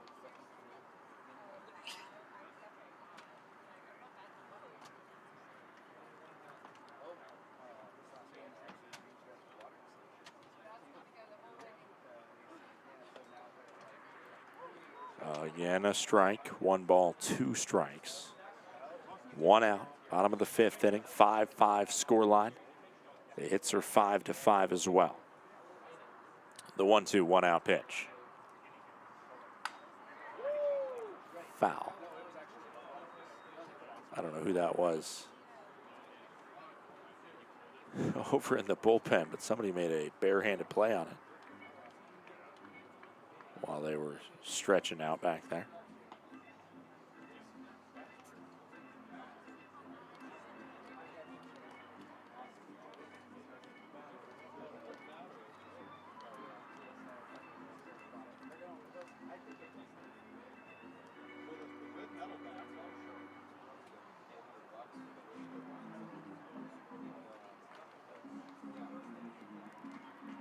Got a new bat, did Ryan Rocio.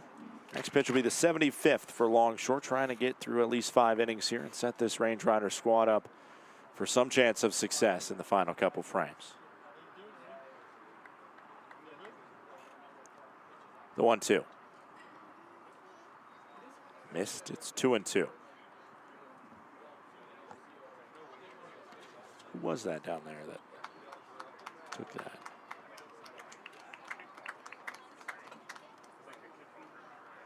That was Gavin Johnston. The 2-2. Swung on towards left field. Will it be fair? No, it's foul. Yeah, you see Gavin Johnston there in the foreground. He was working out, stretching out. And got a bare hand grab on the ball that came over his way. Just trying to give you full context so you can see what I'm talking about for those who are tuned in via the video stream. The 2-2. Hit on the ground towards third. Tommy Rover hops awkwardly for him. And an E5 allows Rocio to reach. Matthias Haas stepping in. Haas is 0 for 2. He's got a fly out and a strikeout. Smoke right now just socking us in.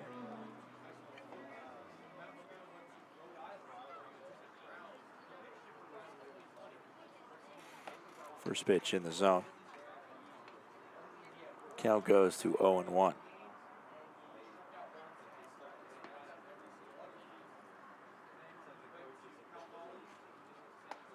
Also dropping in there, it's 0-2. Matthias Haas with a runner on first and Rocio. 1 out, bottom of the 5th, 5-5 scoreline. Warm-ups are just casually getting going. As that one misses, the throw into second, not in time.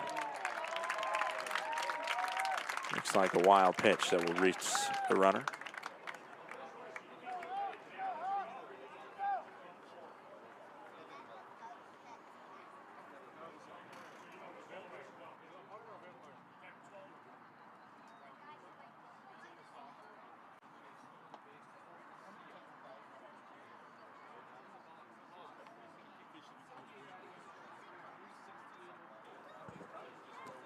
The 1-2 now with a runner on second. Ball, it's 2-2. Cal Poly, as well as Brown and Tulane for Matthias Haas. Berkeley, California native. Fouls this one off his lower body, and the count will stay at 2-2 with 1 out. Bottom of the 5th inning. Range Riders and the Boise Hawks tied at 5-5.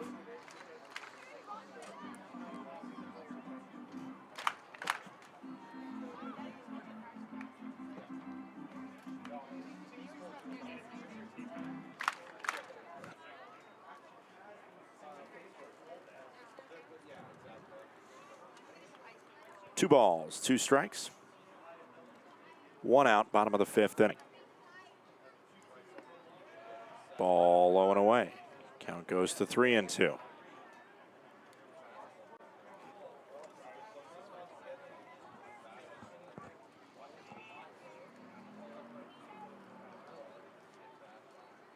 Payoff pitch coming into Haas to center field. Moving in is Millen. The catch is made. And there's 2 gone.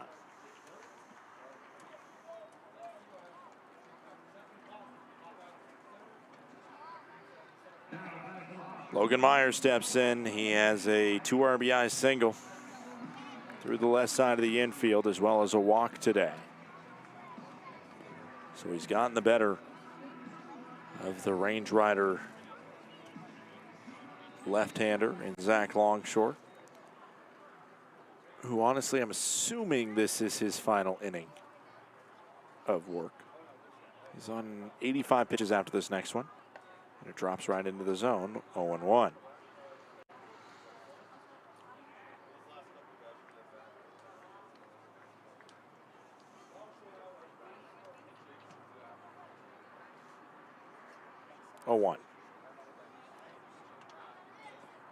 Skips in there.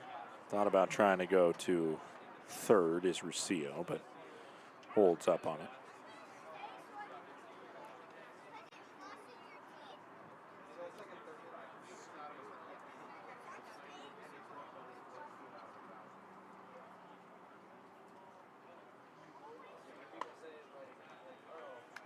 Missed inside on that pitch. 2 balls, 1 strike, 2 outs, bottom of the 5th inning.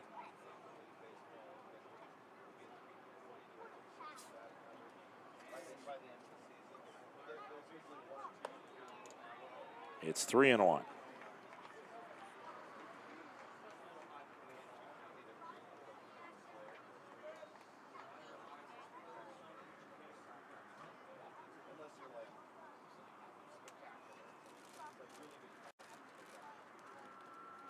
Three-one, 2-out pitch. Swing and a miss. Count goes full. 3 balls and 2 strikes.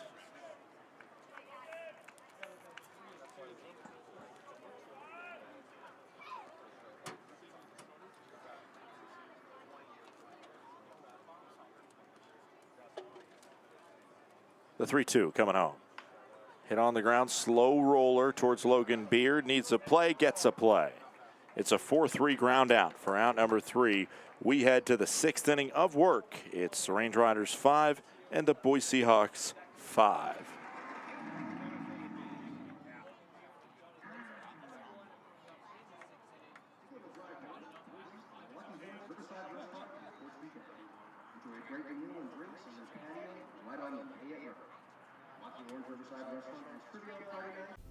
Range Riders fans, Glacier Bank Park offers a variety of suites to accommodate groups of all sizes, from small gatherings to parties of up to 65 people. The balcony views and exclusive services create a premium experience for celebrations, reunions, and outings of all kinds.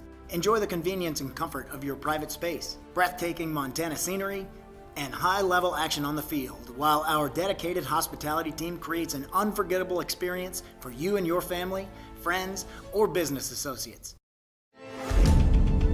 Numbness and tingling in the hand can make you lose your grip. Hi, I'm Dr. Nate Fogel. I'm an orthopedic surgeon and hand specialist here at Logan Health. Repetitive actions can lead to a condition called carpal tunnel. Left untreated, these symptoms can interfere with your daily life. Our fellowship-trained hand surgeons offer patient-specific care to help you regain control. Here's to getting a grip on life. Welcome to Magoo & Company, a third-generation family-owned business nestled in the heart of downtown Whitefish. We offer a dazzling array of diamonds, ethically sourced Montana sapphires, and captivating custom designs that capture the essence of Montana's natural beauty. From jewelry design and appraisals to cleaning, repairs, and gemologist consulting, your satisfaction is our priority. Experience the magic of Magoo & Company and discover the perfect piece to celebrate life's special moments.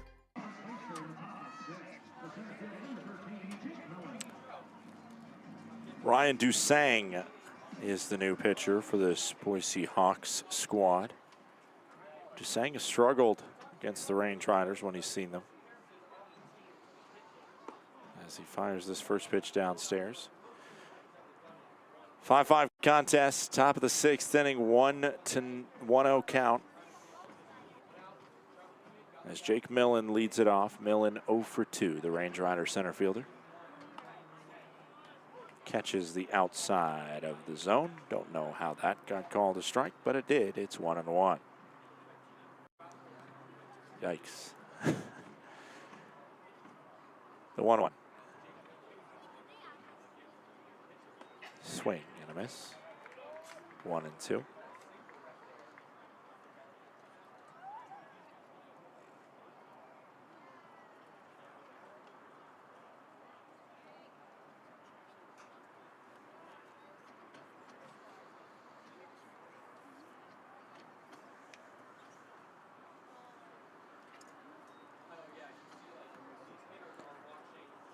1-2, no outs. Jake Millen versus Ryan Dusang. Dusang on the season has a 7.56 ERA. That one's fouled off. 31st appearance, a 5-2 record. He does have 6 saves as well. 31 strikeouts to 28 walks. Opposing batters hitting .290 against Dusang. And that one's outside, 2-2. 2 balls, 2 strikes. Nobody out, bases empty, 5-5 scoreline.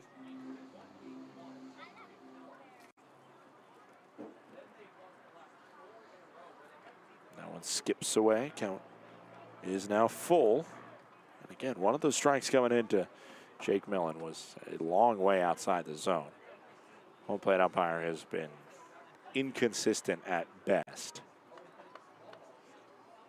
You could define it as random at worst. The 3-2. And that one, even a random call, would not fall on a strike for that one. It's ball 4. Millen gets walked on the free pass from Dusang.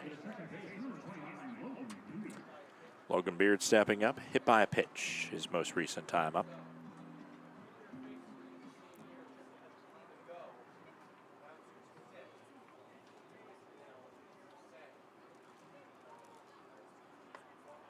This one skips. 1-0 now to the Range Rider. Right-handed second baseman, Logan Beard.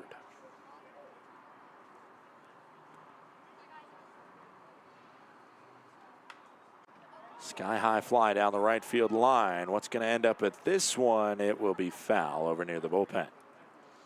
Thought for a chance there might sneak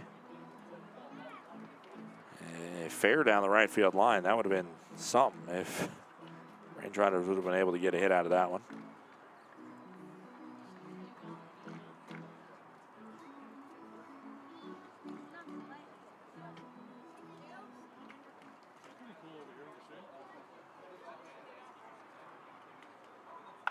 This one hit over towards third. A chance for 2, throw for 1, and it is a double play.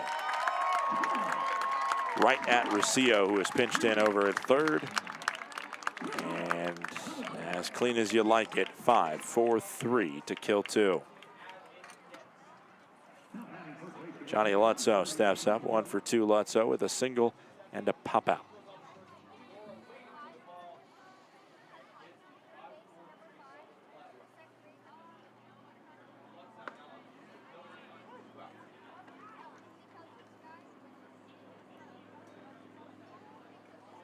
Count goes 0-1.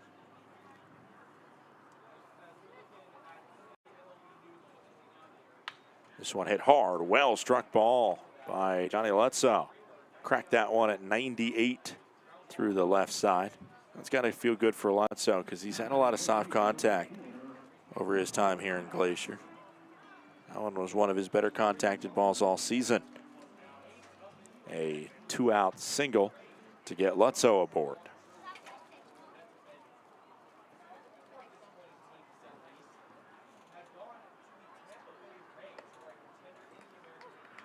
Called strike. Into Kyle Ashworth. He's got 2 walks, 0 for 1.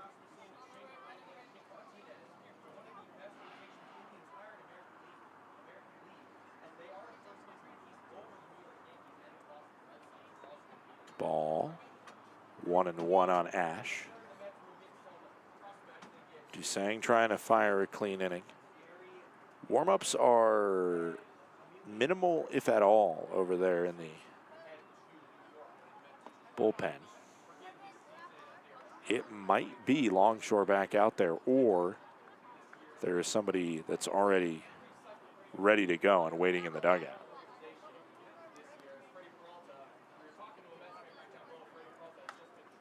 Flashed foul.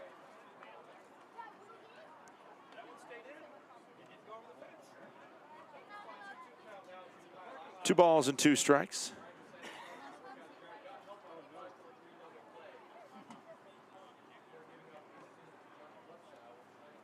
The 2-2. Wild pitch will get by the catcher in Grant.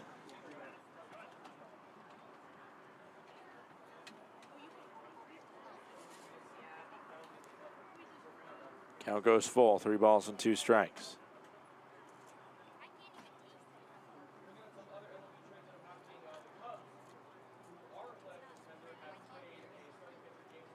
Payoff. Called strike 3.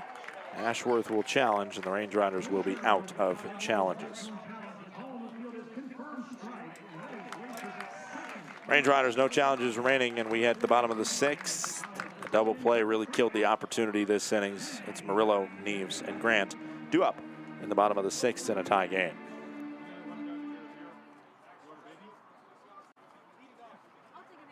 Glacier Bank Park is just so beautiful. The absolutely stunning views, the facility that we have. We're just very fortunate. This is a place where people can gather throughout the community.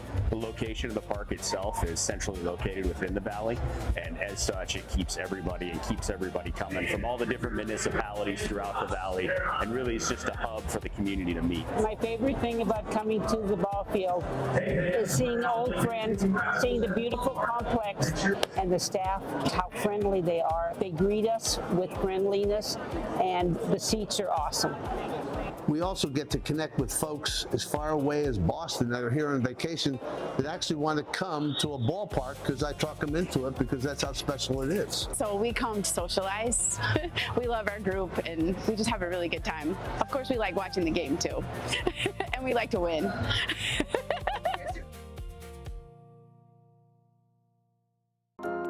At Johns Manville, what we build starts with who we are. We are people champions, listening first, putting customers and teams at the center of every decision. We're driven by passion, always going the extra mile, always pushing ideas further. We perform, setting higher standards, delivering stronger results, and creating lasting value. And we protect our people, our customers, and the world around us, today and for generations to come.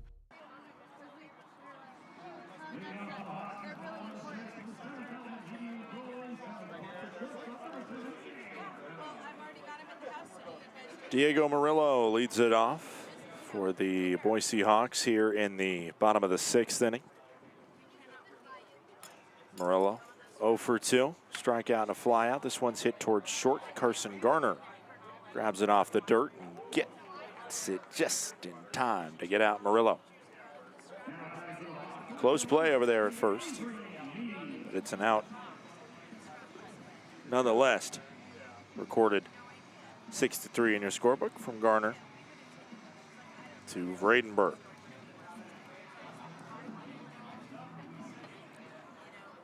One out, bottom of the 6th inning. Up now is Avery Neves. 0 for 1, he's been walked. It is Longshore back out there to try and get through this 6th inning. He's on 92 pitches, warm-ups going on in the pen. If I could tell anything from the pitching style, it looks like it's Bartkowski. Bluff of the bat, called a strike on the inner cut. Neves didn't love it. It's 1-1. It was not that great of a call. It missed inside. The 1-1. This one hit. Garner has another chance. Throws it right to Vredenberg for round number 2. Garner, of course, an everyday third baseman, but to give Steele the day off, slotted in at short today, which is maybe a little bit more uncomfortable, but in the big scheme of things, it's not too different than third.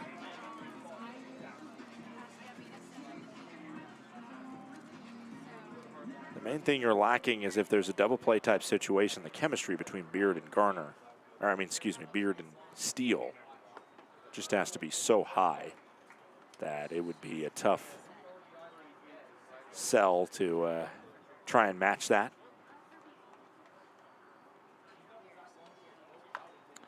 This one tapped off the foot of Wyatt Grant. Count goes to 0-2. He was feeling that right away.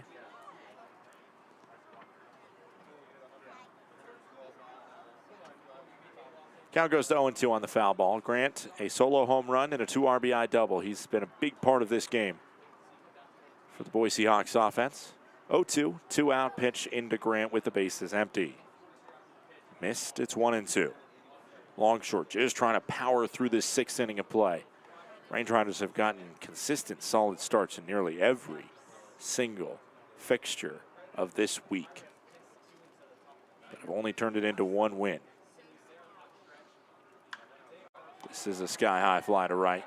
Ashworth will look up at it and watch it fly again. Wyatt Grant, the 2nd home run of the day.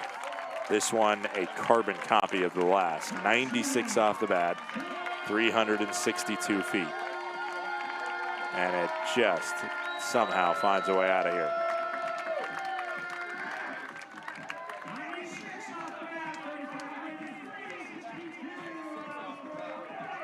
That's the day for Longshore. He'll go 5 2/3 innings and give up the lead on the 6th run. 4 of them the result of Wyatt Grant's bat. Let's take another check in around the league right now as the Range Riders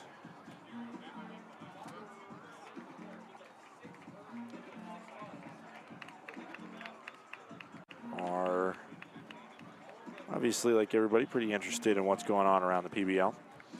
Oh my goodness. Offense need not apply in Great Falls. 21-13 the scoreline. That was just 21-7. So Great Falls is putting on a, oh my goodness. All right.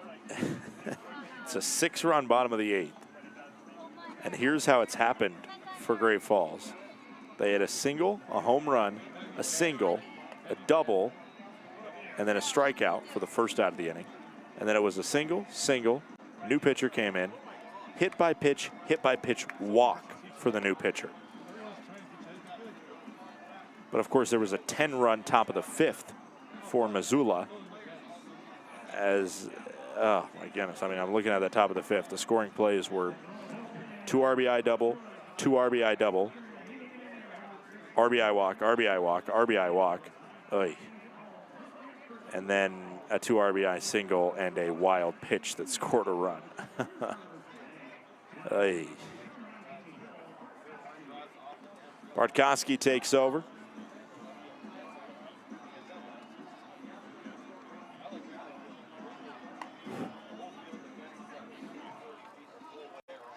Two outs, bottom of the 6th inning. Bartkowski struggled in his outing on Thursday. Now the Sidewinder will try to bounce back here. It does look like Great Falls is going to have too much of a deficit to overturn, but I don't know. Missoula is probably starting to freak out a little bit. With 6 runs across and the bases are loaded with 1 out there in Great Falls. Modesto, I already told you, beat Yuba Sutter 2-0. Billings trails Idaho Falls 6-1 in the top of the 6th inning. 5-0, Mobiles lead the Oakland Ballers, and Ogden trails Long Beach 5-3 in the bottom of the 7th. Bartkowski, first pitch, misses the zone. This one called a strike. Bartkowski, a 15.443 ERA, 1-0 record in 4 2/3 innings pitched. Much of that high ERA was because of the game earlier this week. He's just got 1 out to get, does Will Bartkowski. Up against Ethan Underwood. And it's 3-1. All 3 pitches clearly flipped outside.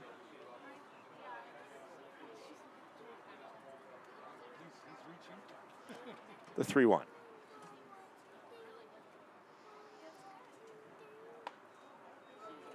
In the zone.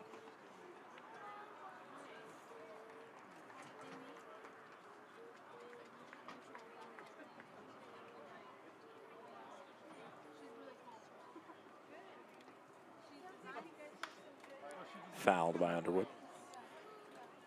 Counts full, 3 balls, 2 strikes.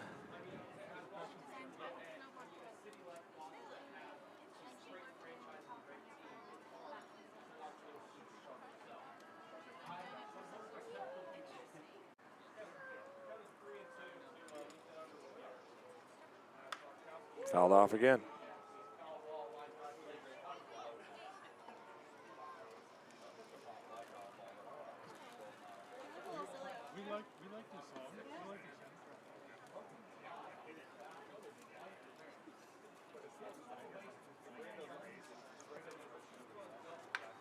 This one, a sky-high fly to right, and it's a no-doubter home run from Underwood. Solo shot from Ethan Underwood. Only his 3rd home run of the season. Greeted that one with authority. 425 feet over the right field fence.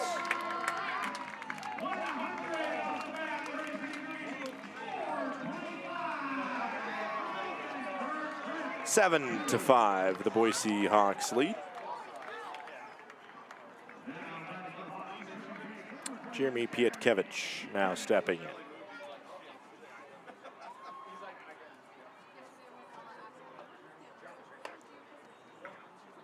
Range Riders were close in terms of dealing with Grant. It was an 0-2 count on Grant with 2 outs, bases empty. End of the inning, that's 5-5. As this one out towards center, sees Millen catching it. Instead, it's 2 straight solo home runs. Back-to-back jacks by Boise puts them in front, 7-5, as we head to the 7th.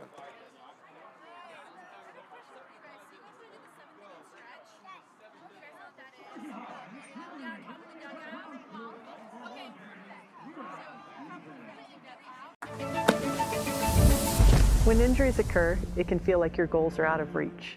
I'm Dr. Karen Purser, an orthopedic surgeon and sports medicine specialist at Logan Health. If you injure a joint, muscle, or bone, our orthopedics and sports medicine specialists are here to help. Our highly specialized surgeons, clinicians, and physical therapists offer innovative treatments and the latest minimally invasive procedures to help you recover and return to activity faster and stronger so that you can reach your goal.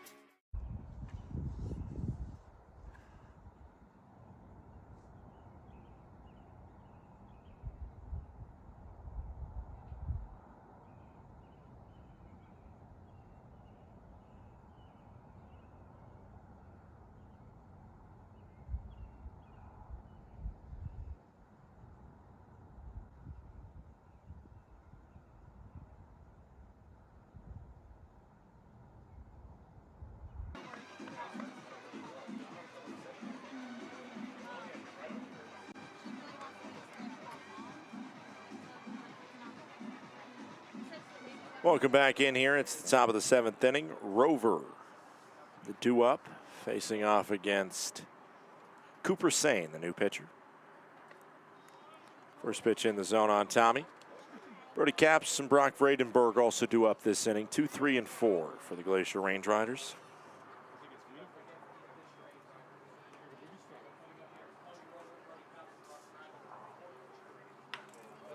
This one hit up the middle. Base knock. By Tommy Rover.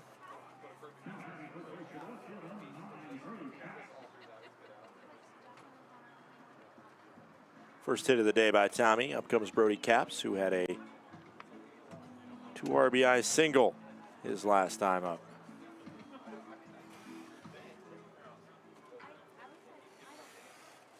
Seven to 5 the scoreline. Boise with the lead over the Range Riders. First pitch in the zone on Capps.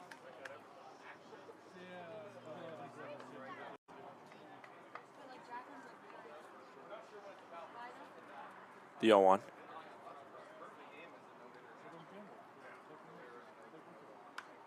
Fouled off by Brody. It's 0-2.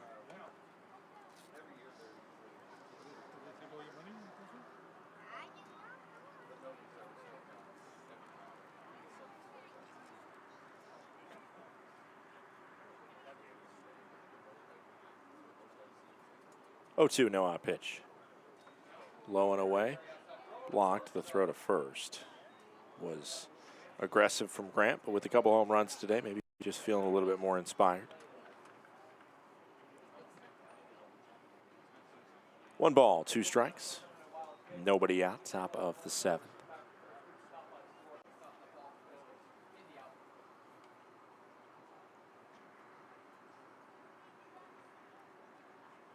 The 1-2. 2 balls and 2 strikes.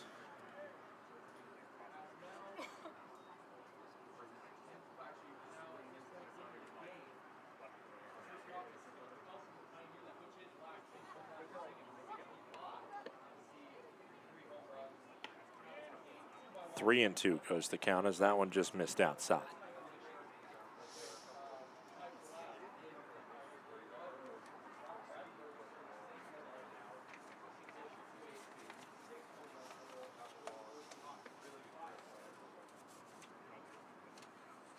Three-two. Ball upstairs, and it's ball 4 and a walk. Leadoff single and then a walk. 2 aboard, nobody out right now. Brock Vredenberg stepping up, not the guy you would usually ask to drop down a sac bunt. But do you do it in this scenario as there's a conversation coming on the mound? It's John Chalupa, the pitching coach, with his pitcher and Cooper Sain. Sain originally from Cherryville, North Carolina. Rookie out of Georgia Southwestern State.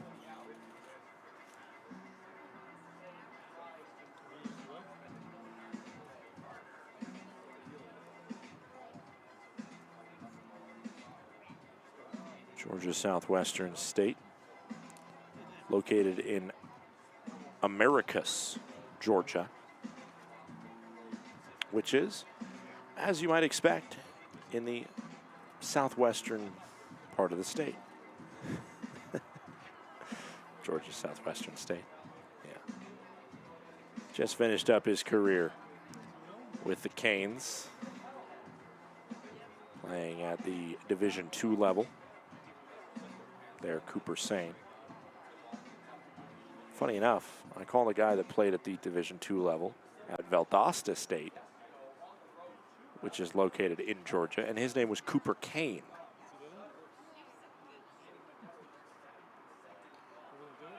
Same name, just the first letter of the last name is different. It's kind of a funny twist. The Canes went 28-25 this spring with Cooper. That one's called the ball. And no challenge. Oy, that's a bad call by our home plate umpire. That one hit the zone nearly entirely. 2-0 goes the count. They end up falling to Flagler College. This one sky high by Vredenberg. Going over and running out of room. Oh my goodness, crashing head first into the wall is Neves. I mean, maybe it wasn't head first, but his head definitely hit that wall at some point.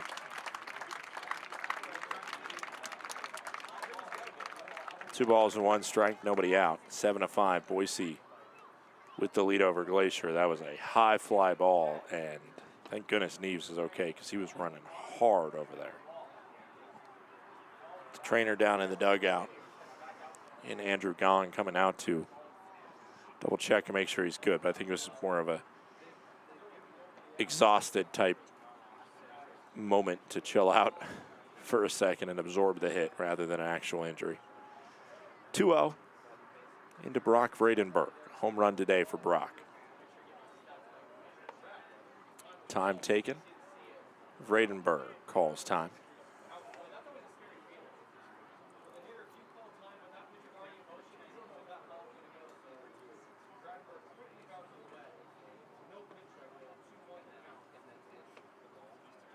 It was an 84-mile-per-hour pitch in the zone, in case you were wondering. The 2-1, no out pitch. Outside. 3 balls, 1 strike. Nobody out. Top of the 7th inning. Rover on second, Caps on first.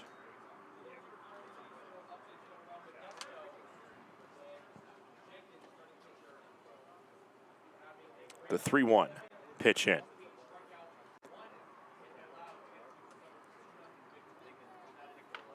Tapped down the third base line, and it will stay foul.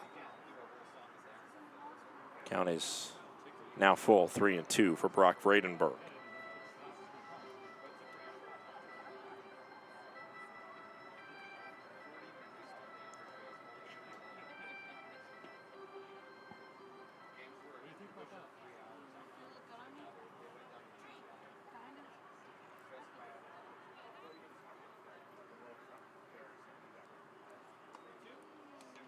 And the 3-2 pitch misses. It's ball 4, and the bases are loaded.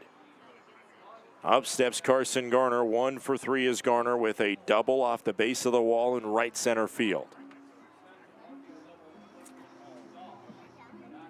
83 degrees here, a cool day compared to what it has been in the Treasure Valley, Boise, Idaho. But nonetheless, a very lethal opportunity for the Glacier Range Riders as Persky comes out of the dugout. The day is done.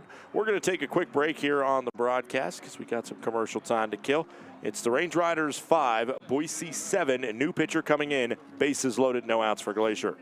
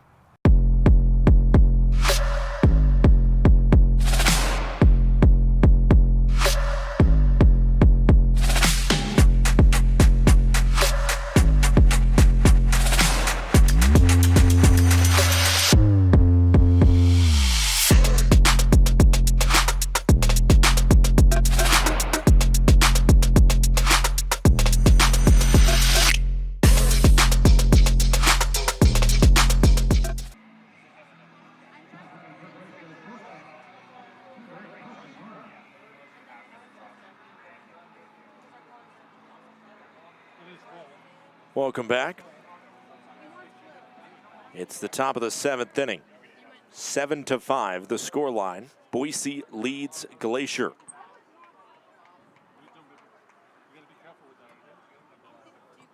First pitch in, misses downstairs. New pitcher into the contest is Ethan Gardner.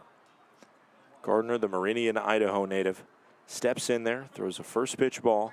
Bases loaded, tying run on second for Glacier as Carson Gardner at the plate.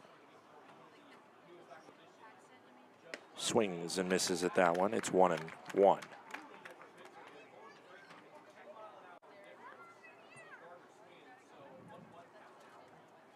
1 ball, 1 strike, no outs, bases loaded, Rover on third, Caps on second, Vredenberg on first. That one's outside. Count goes to 2-1. This inning started off with a single from Rover, then there was a walk by Caps and a walk by Brock Vredenberg. 2 balls, 1 strike, nobody out into Carson Garner. In the zone, top part of the zone, count goes to 2-2.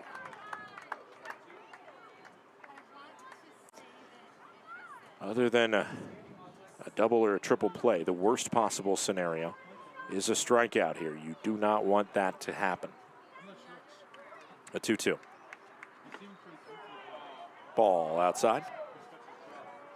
Range Riders burned all their challenges, so they cannot put up an official protest, so to say. They can put up an actual protest at some point, technically, I guess, but they can't overturn anything. The 3-2. It's outside, and it's ball 4. Bases loaded walk makes it a 7-6 game. A great at-bat by Carson Garner. Stingy at the plate. Swung and missed at 1, but kept the bat on his shoulder for the next couple pitches and eventually got himself the free pass. It's a 1-run game. Nobody out for Carson Garner now.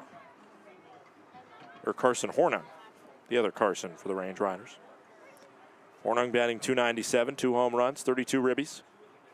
Fouled off the first pitch down the left field line. Count goes to 0-1. Ethan Gardner on the other side. He has pitched 1/3 of an inning and did not allow a run. Very small sample size, but nonetheless a good sample size. It's ball low and inside. It's 1-1. 1 ball, 1 strike. Nobody out. Top of the 7th inning.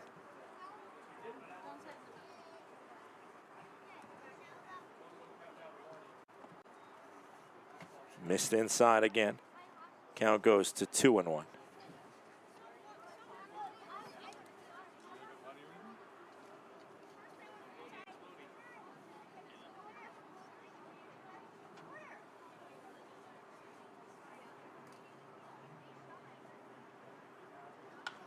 Garner sends this one to left field. Backing up is Neves. He will make the grab. And heading home is Brody Capps. He will score. It is a sacrifice fly, and we're all tied at 7. Garner stays put at first. Vredenberg stays put at second. Good job to do a job by the Range Rider designated hitter, and Carson Hornung.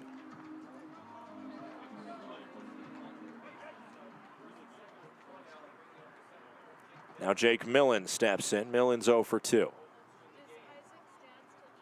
He swings on this one, foul ball. Millen popped out to short, popped out to third, and he also walked. Hits are 7-7. Score is 7-7. Range Riders have 1 error compared to none by Boise. Ball low and in. Count goes to 1-1.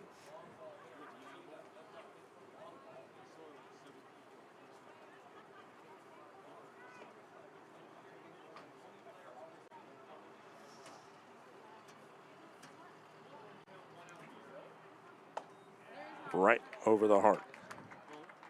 Top part of the zone, but split down the middle. 1 ball, 2 strikes. 1 out, top of the 7th inning. 7-7 the scoreline. The 1-2, 1 out pitch. Swing and a miss on a ball in the dirt. A strikeout for out number 2.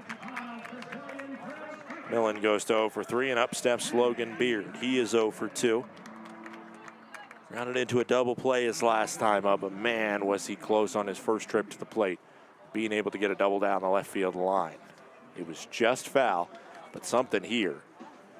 Especially with Garner, good wheels on first base. That could prove very beneficial to the Glacier Range Riders. A base knock with Vredenberg on second. Very good chance to score. Ball outside. Count goes to 1-0.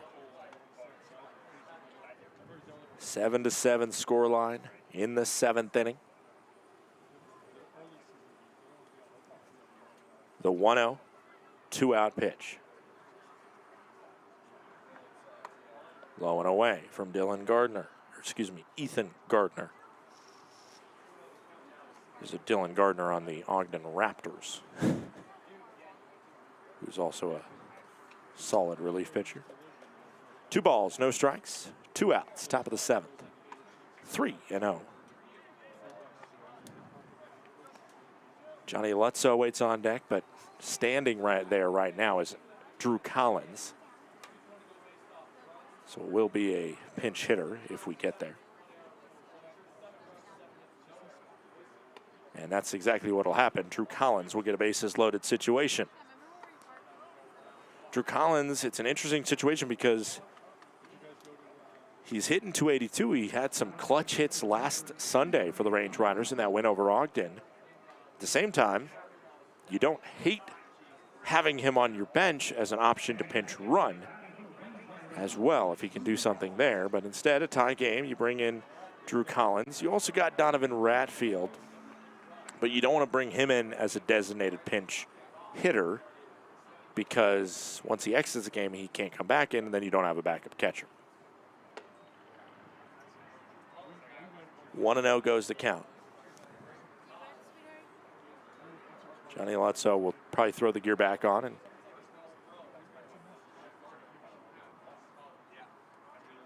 the 1-0 to Drew Collins. Range Rider pinch hitter. Upstairs, it goes to the backstop, and no idea where it is as the catcher, Grant, and the Range Riders will score a run. Vradenberg crosses home on the passed ball, I'm assuming. And Garner to third, Beard to second. It is a 2-0 count with 2 outs, runners on second and third here in the top half of the 7th inning. The 2-0, 2-out pitch into Drew Collins. That one's in the zone. 2 balls and 1 strike, 2 outs. Drew finished up his career at Jacksonville State University. Started it at Oakland D1 school in Rochester, Michigan. The 2-1 pitch in. Oy. The Range Riders are out of challenges, and that was brutal. That is a brutal time to get that call. That's 2 balls outside the zone. Should be 3-1. Instead, count goes to 2-2.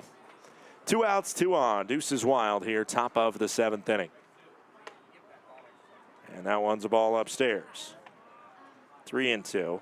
And in a different universe, Drew Collins is walking a first right now. 3 balls, 2 strikes, 2 outs. Runners on second and third. The payoff pitch to Drew Collins from Ethan Gardner. Ball 4 outside, and another time today, the Range Riders will see 5 balls and eventually get the walk due to the umpire's expanded strike zone. Bases loaded now for Kyle Ashworth. Ashworth 0 for 2 in this agonizingly long top of the 7th inning if you're a Boise Hawks fan. 3 runs across for the Range Riders, and they've scored those 3 runs on 1 hit. That was the rover single that started this inning. Ball up and away.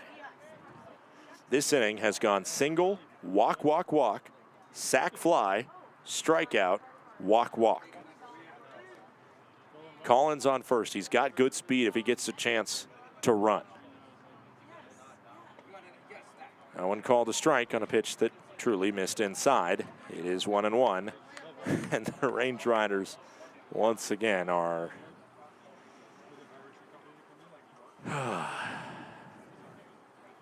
getting a strike zone that is not in their favor.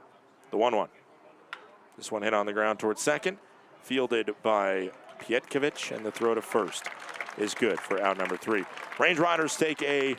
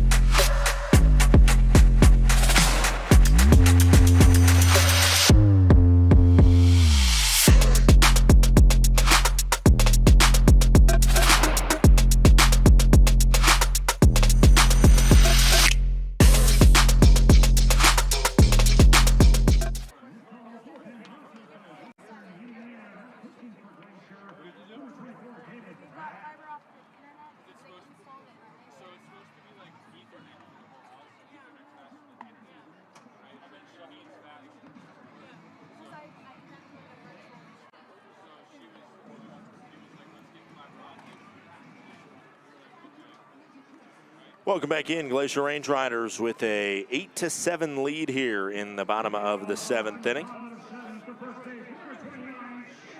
Jeremy Begora stepping in this seesaw affair between the Range Riders and the Hawks. Time called by our home plate umpire. Something was getting cleared up, and now apparently it is cleared up.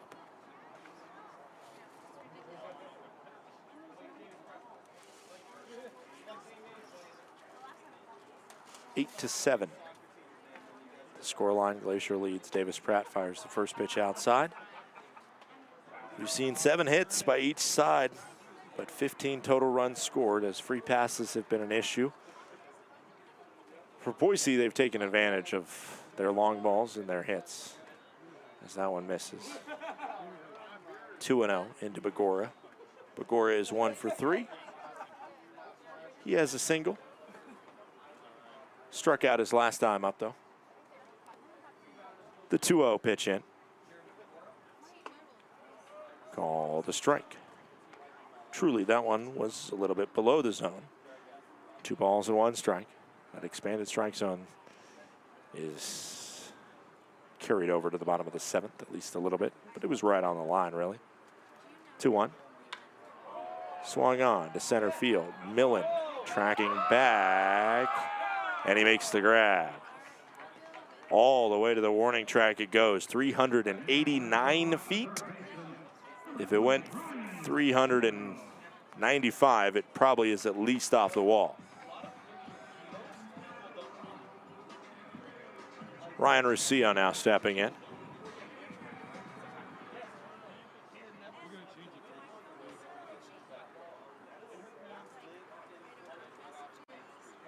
One out, bottom of the 7th. First pitch outside. Count goes to 1-0.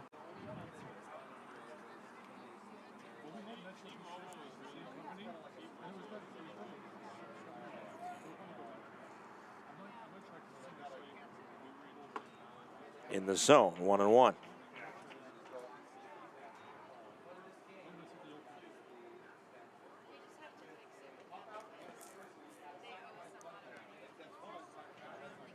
One ball, 1 strike, 1 out. Swing and a miss. Rocio is 0 for 2, reached on an error his last time up.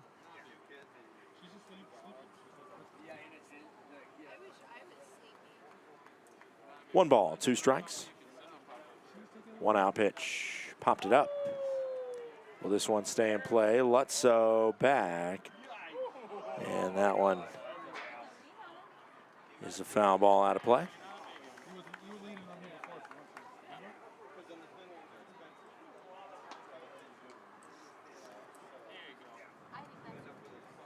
Davis Pratt coming into this game, 6.35 ERA.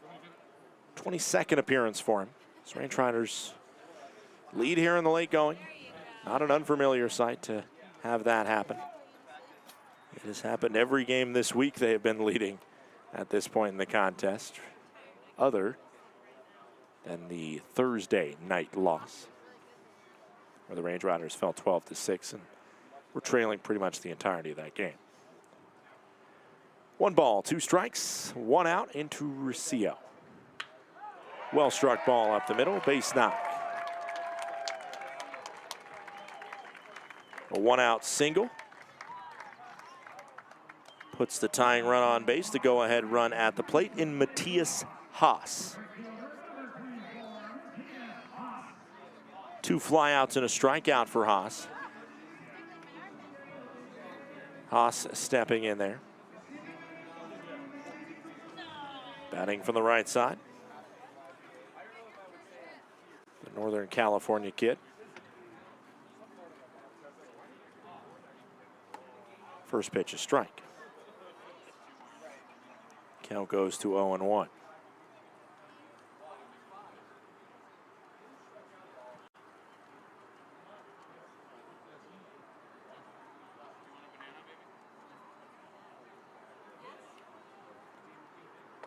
That one drops into the zone as well. It's 0-2.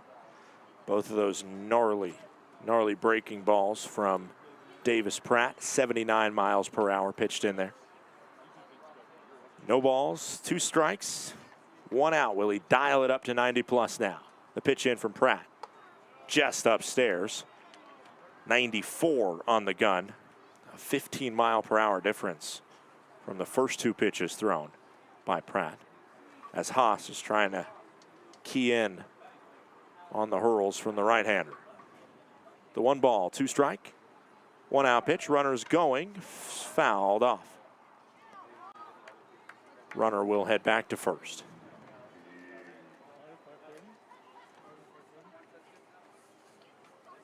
Rocio over there has 6 stolen bases in his 15 games played.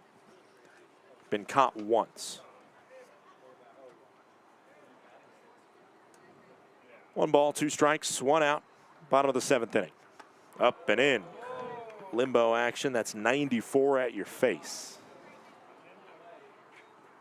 Does not feel fun. I would not be signing up for that myself. The 2 ball, 2 strike, 1 out pitch. Bottom of the 7th, pick off over to first. Keep an eye on him.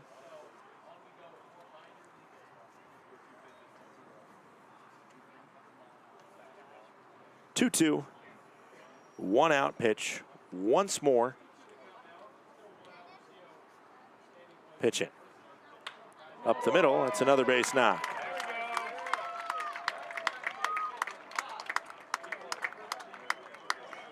That one 89 miles per hour right at the top of the zone and sent back at 102 by Haas. Up steps Logan Meyer. NAIA product at a Bellevue University in Nebraska. It's a solid NAIA program.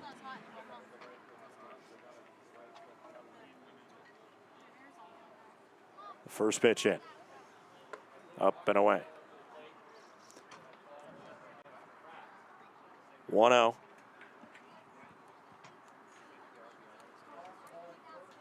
Tying run on second base in scoring position. Go ahead, run at first in Haas. Fouled off, 1-1. You know it would be far from easy even when the Range Riders got the lead after a 3-run top of the 7th. This Boise Hawks offense is a very difficult out. 1 out, bottom of the 7th inning. In the zone. Right at the bottom of the zone. Count goes to 1-2.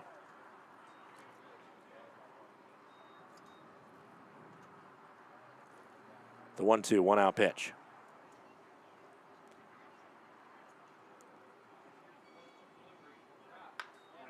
Left center field, down for extra bases.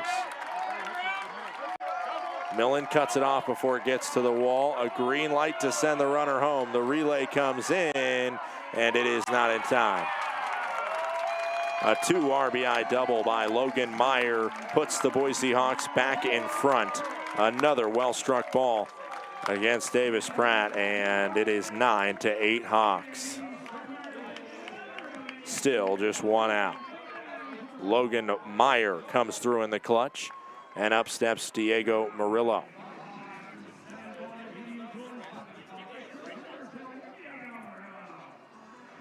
Warm-ups are starting in the pen for the Range Riders' Gavin Johnston right now.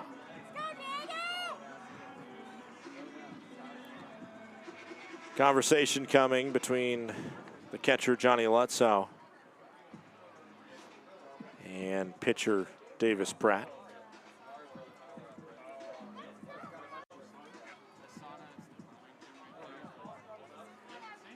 Probably a time-buying maneuver of some sort to at least get those warm-ups a little bit more steady. I don't think I've seen another team that's been this keyed in on Davis Pratt this season.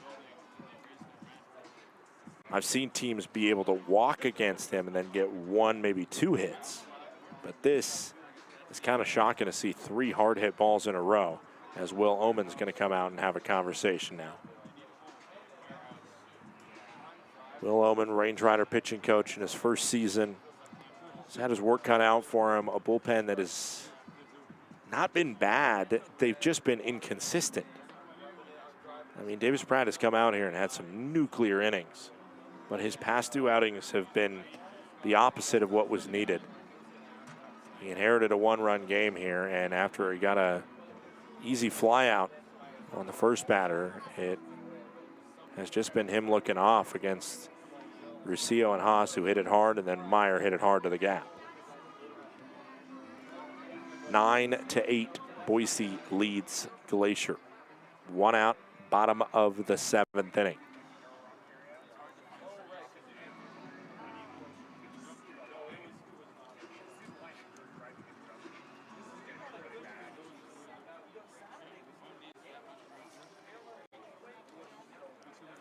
Murillo looking for his first pro hit. Sees a first pitch strike. 95 on the gun, clearly. Davis Pratt is gassed up. Frustrations allowing that 2-run double. Venting onto the field right now. 1 ball and 1 strike. New Mexico native Davis Pratt versus the California native Murillo. The 1-1. Fouled off. 1-2.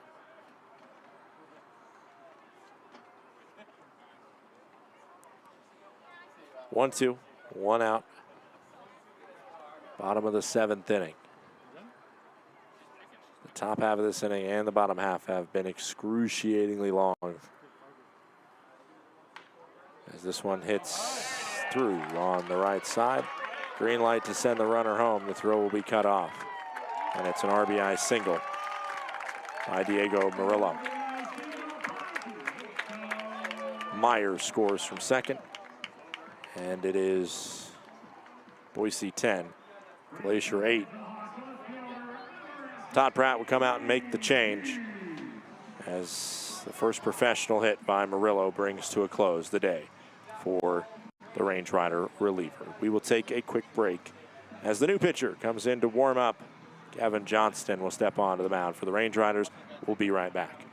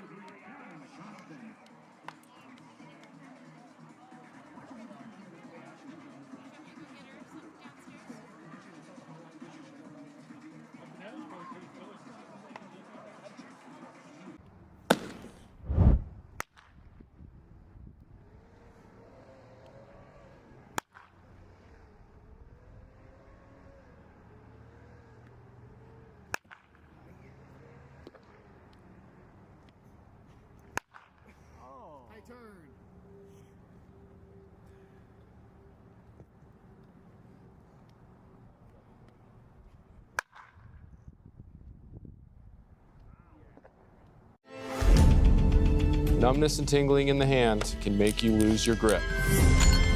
Hi, I'm Dr. Nate Fogel. I'm an orthopedic surgeon and hand specialist here at Logan Health. Repetitive actions can lead to a condition called carpal tunnel. Left untreated, these symptoms can interfere with your daily life. Our fellowship-trained hand surgeons offer patient-specific care to help you regain control.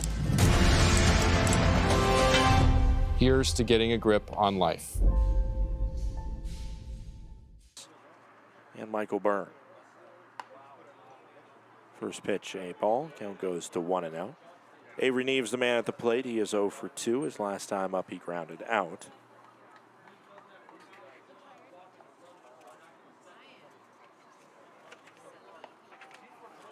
This one makes the count 2-0.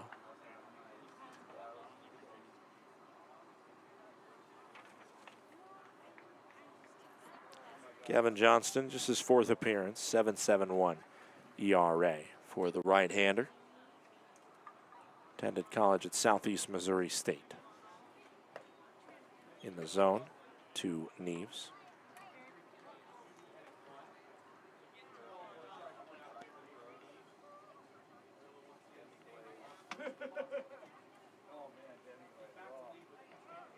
Swing and a miss. Throw into second. Oh. It looked like he came off the bag there. Apparently our umpire was not paying attention to that. Take a look back at this replay, and obviously the throw was not in time, but as you look here, apparently that tag maybe just wasn't down. Swing and a miss, the count goes to 2-2 and a stolen base by Murillo. Count goes full now at 3 balls and 2 strike into Avery Neves.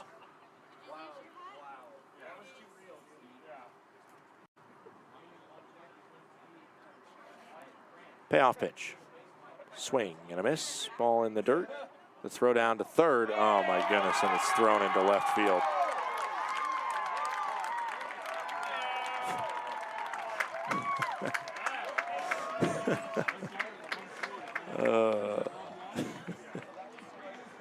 It is an E2 that will score Murillo. Ball went down into the dirt, and Lutzo got up. Could have made the throw to first probably pretty easily for out number 2, but wanted to get the runner being too aggressive. I don't necessarily blame that decision, even though I think if that throw was in there, I don't think it was going to be in time. And the thing is with 2 outs, you'll take a runner on third because if your pitcher takes care of the guy in front of him, then he'll get out of it. Instead, it's a reached on a wild pitch, and then the run scores on an E2. Range Riders continue as this one out to center field. Millen has a beat on it. And if the throw would have been made down to first on that last play, it would have been out number 3. Inning could be over now if that throw was on target and everything like that.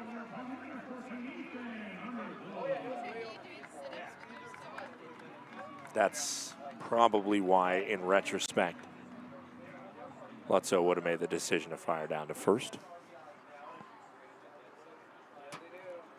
Up steps Ethan Underwood. As finally, for the first time today, Grant gets out. This one popped up sky high foul. Range Riders, again, have had an unfortunate trend of saving every little miscue for the same inning. And whether it's the pitches from the Range Rider relief pitcher and Davis Pratt not being there, or that mistake made by Lutzo, whatever it is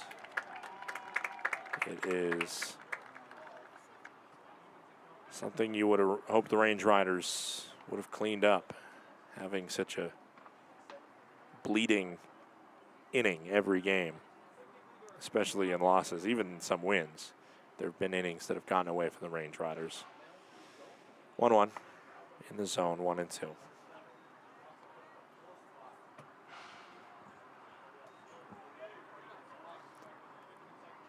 One, two outs, bottom of the 7th inning. Neves on first. Hit back up the middle and just trickles through for a base knock. Easily, Neves will be able to get first to third on the base knock by Underwood. It's 11-8 Boise leads here. Range Riders led 8-7 going into this inning.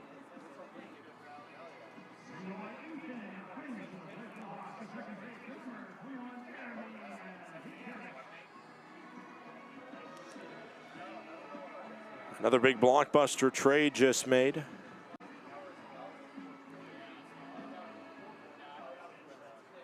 Washington Nationals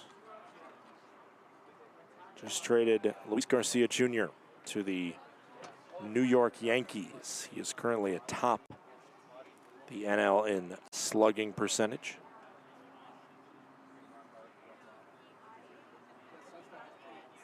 Slugging .560 this year.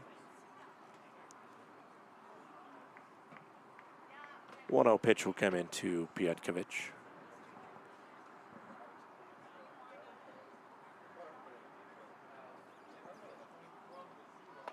In the zone, runners going to second, and the Range Riders giving that for free on a horrible jump by Underwood.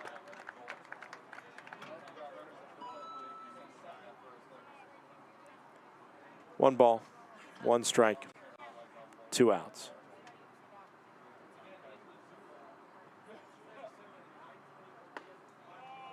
Called a ball. And in a world of expanded strike zones, that one gets called a ball when ABS would have flipped it to a strike. Just the way she goes here in this 7th inning. 3 balls, 1 strike, 2 outs, bottom of the 7th inning. Pietkovic, former Missoula paddlehead, seeing the hitters count. Check swing. Fouled it off to make the count full. 3 balls and 2 strikes. 2 outs, bottom of the 7th inning. 4 across for Boise in this frame. It could get worse if Pietkovic has a base hit. The payoff pitch coming home from Johnston. He gets a piece of it, a foul ball.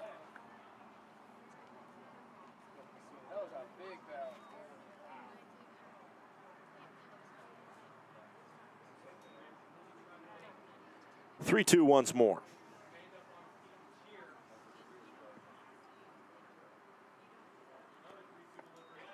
And it's ball 4.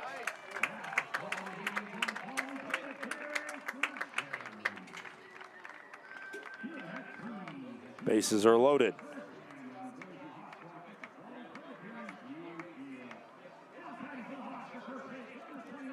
And it's Jeremy Begora stepping up.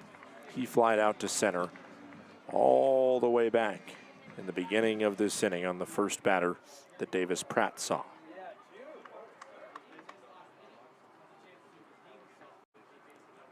Swing and a miss. Count goes to 0-1. Range Riders have that strikeout where they couldn't get the out over at first base. Thrown to third instead, and errantly so into left field. 0-1, 2-out pitch. 1 ball, 1 strike.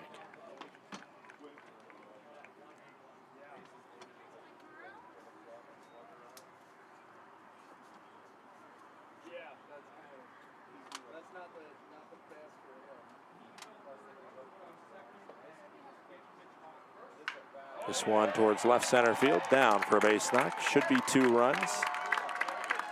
And it is. A 2 RBI single by Jeremy Begora. It is 13-8. Boise in front.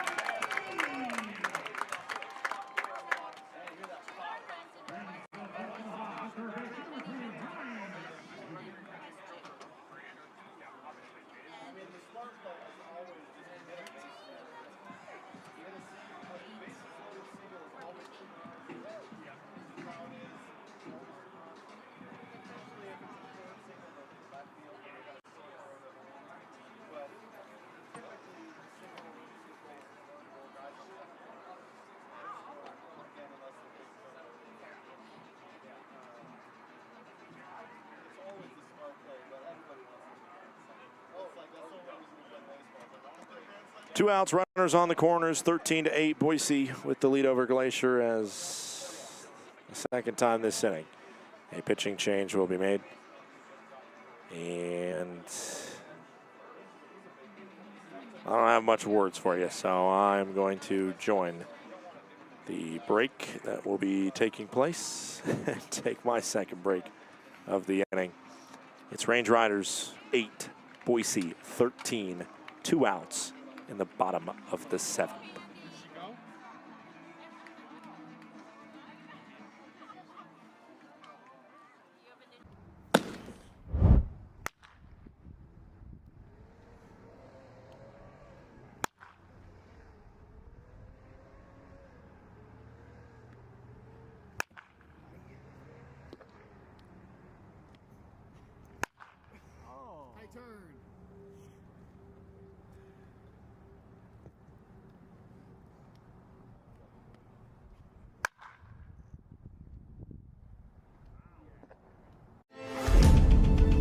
Numbness and tingling in the hand can make you lose your grip. Hi, I'm Dr. Nate Fogel. I'm an orthopedic surgeon and hand specialist here at Logan Health. Repetitive actions can lead to a condition called carpal tunnel. Left untreated, these symptoms can interfere with your daily life. Our fellowship-trained hand surgeons offer patient-specific care to help you regain control. Here's to getting a grip on life. Welcome to Magoo & Company, a third-generation family-owned business nestled in the heart of downtown Whitefish. We offer a dazzling array of diamonds, ethically sourced Montana sapphires, and captivating custom designs that capture the essence of Montana's natural beauty. From jewelry design and appraisals to cleaning, repairs, and gemologist consulting, your satisfaction is our priority. Experience the magic of Magoo & Company and discover the perfect piece to celebrate life's special moments. Jacob Hasty, new pitcher onto the bump, the third pitcher to see time for the Glacier Range Riders in this half inning. 13-8, Boise leads. And Ryan Rocio, the new man at the plate, his second AB of the inning. He taps this one back to Hasty, who fields and throws for out number 3. One pitch to get out of the inning, and we head to the 8th. It is a 6-run bottom of the 7th for Boise. The Range Riders are down by 5.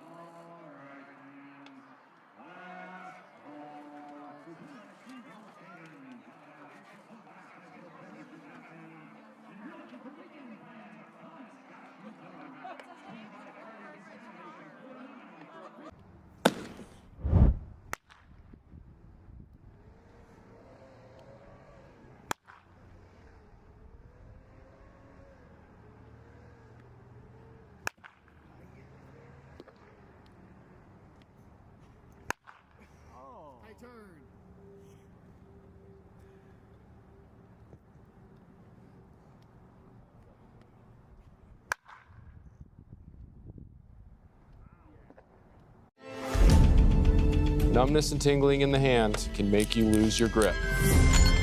Hi, I'm Dr. Nate Fogel. I'm an orthopedic surgeon and hand specialist here at Logan Health. Repetitive actions can lead to a condition called carpal tunnel. Left untreated, these symptoms can interfere with your daily life. Our fellowship-trained hand surgeons offer patient-specific care to help you regain control. Here's to getting a grip on life.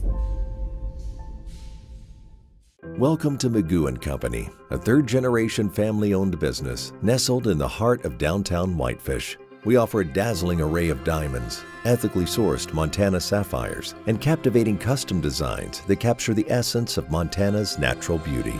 From jewelry design and appraisals to cleaning, repairs, and gemologist consulting, your satisfaction is our priority. Experience the magic of Magoo & Company and discover the perfect piece to celebrate life's special moments.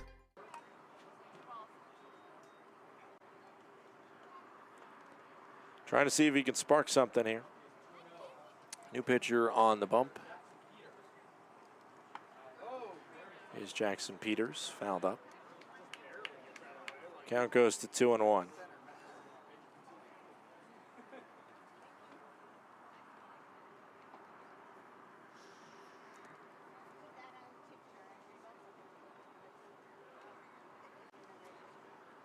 Two-one pitch.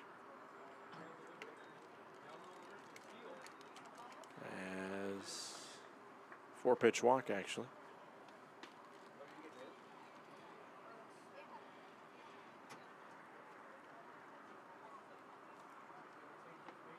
Four-pitch walk. Call it a 4-pitch walk.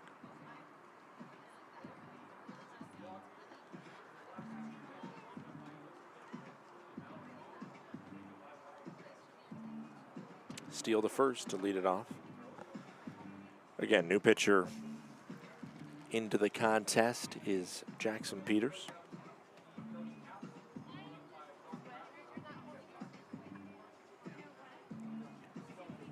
Peters, 6'5", just finished up his collegiate career at George Mason University. Originally from Plano, Texas. Now Brody Cap steps to the plate.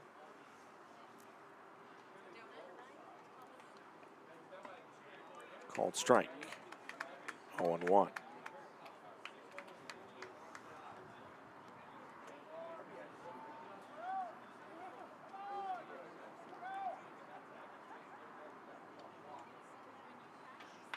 This one hit, tailor-made double play. And that's exactly what happens. Murillo, Pietkevich, and Bagora, a 6-4-3 double play. And the leadoff base runner is quickly doused. Up comes Vredenberg, 1 for 3 with a home run.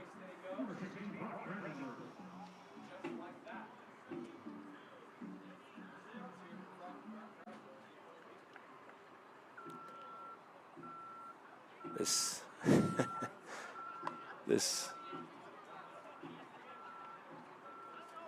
series keeps on giving me single play encapsulations or single, couple play encapsulations of the entire week.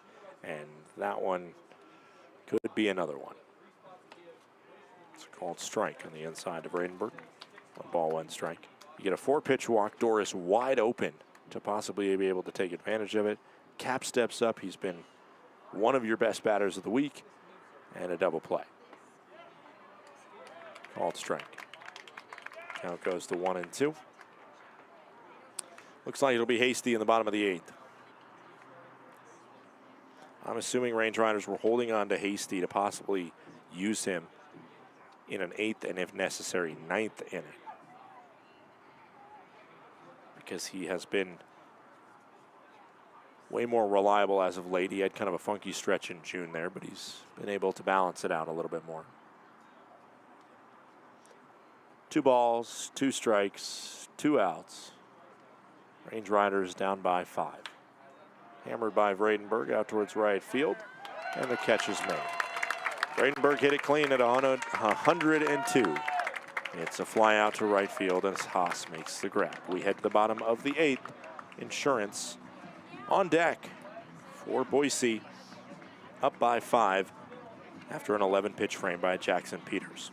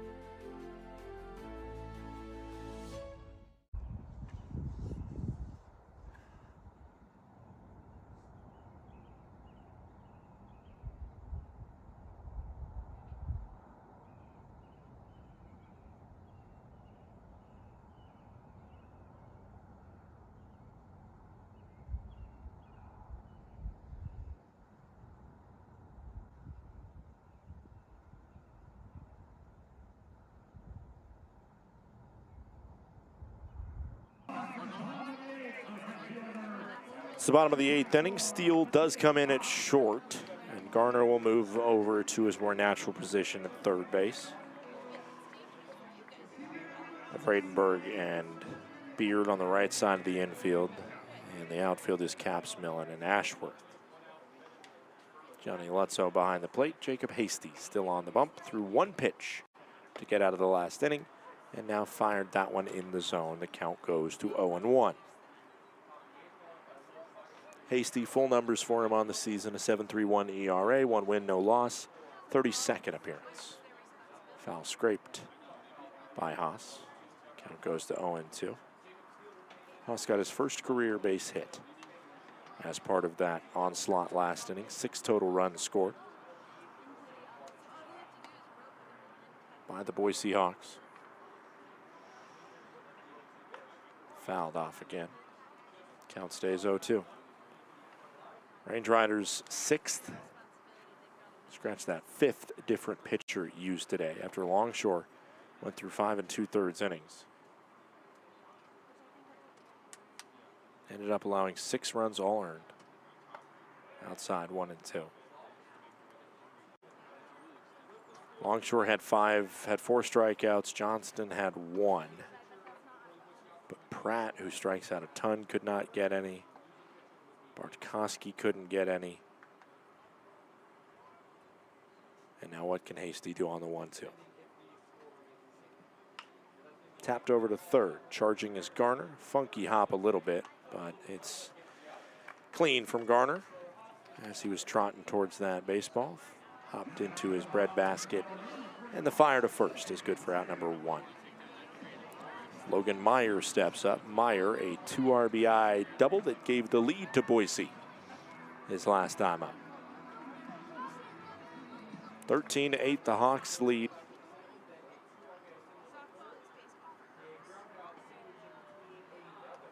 Pitch him. Outside. 1-0.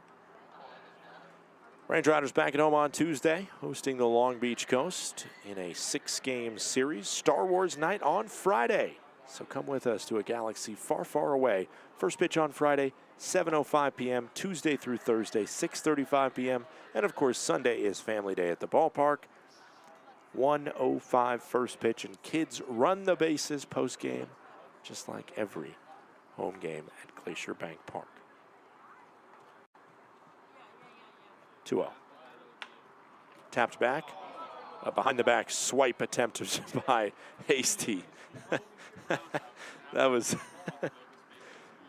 a comical attempt because he just flung that glove out there, and it was really not that close in the big scheme of things. Beard was right behind him. He made a routine play.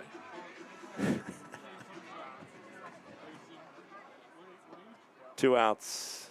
Diego Murillo got his first base hit through the right side of the infield as a professional ball player. That was his last time up. Count goes to 1-0. 2 outs, bottom of the 8th inning.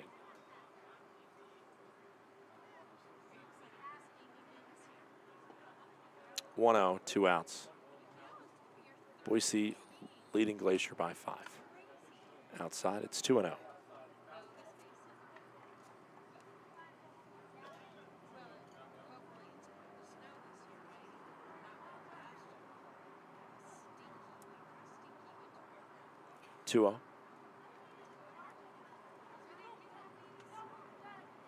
Swing and a miss. Hasty is the first Range Rider pitcher out of the pen today to go more than 1/3 of an inning. Bartkowski went a third. Pratt went a third. Johnson went a third. Hasty trying to go through 1 1/3. He's at 1 right now. Range Riders will have a long bus ride back home after this. A day off. That will be partially inflicted by the long bus ride. Affected, I think, is probably a better term than inflicted. I don't even know if inflicted is really a word. Yeah, it is. It definitely is. Because you can inflict something, so inflicted would be the past tense. 3-2. Foul scrape. Count stays at 3 balls and 2 strikes.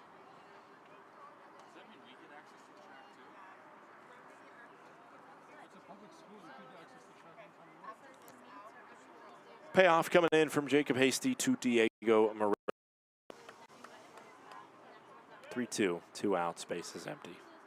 Swing, miss, tag applied, and that's how the 8th ends. 3 up, 3 down from Jacob Hasty. We head to the 9th. Last chance for the Range Riders, down 5.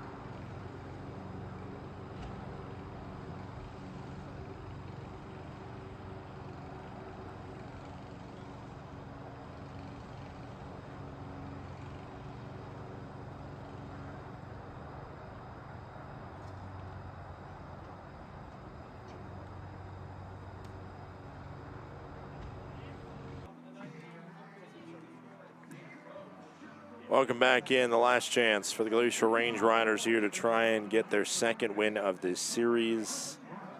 They won the opening night in demolition fashion, and since then, it has not been all Boise Hawks in terms of the play, but it has been all Boise Hawks in terms of the wins. Range Riders need something near a miracle. At least 5 runs in this 9th inning to be able to pull off the comeback.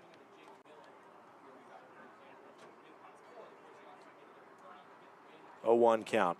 Carson Garner leads it off. It's 5, 6, and 7 as Garner sends this one to shallow center. Shallow left, excuse me.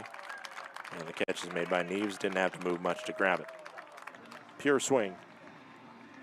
Just not enough under it. 1 out. Top of the 9th.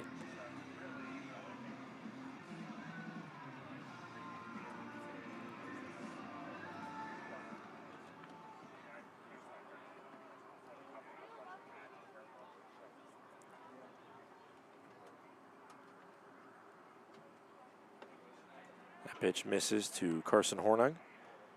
Hornung is 1 for 3 with a sacrifice fly his last time up.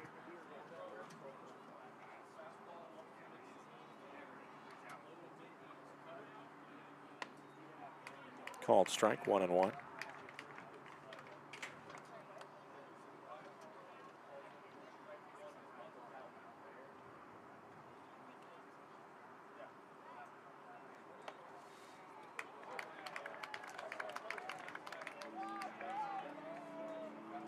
Count goes to 1-2. Hornung down in the count. 1 ball, 2 strikes, 1 out, top of the 9th inning. Foul scraped by Hornung.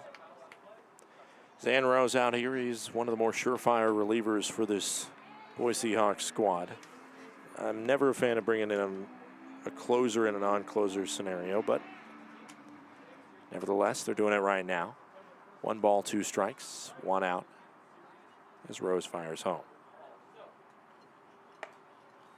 I do believe this is also the 3rd straight day that we've seen Zan Rose, as he is clearly trusted, but also being left out there to dry a little bit. 2 balls, 2 strikes, 1 out. Swung on to right field. And similar to Garner's out, it's a pure swing, but just purely to the defense. Last chance for the Glacier Range Riders is Jake Millen.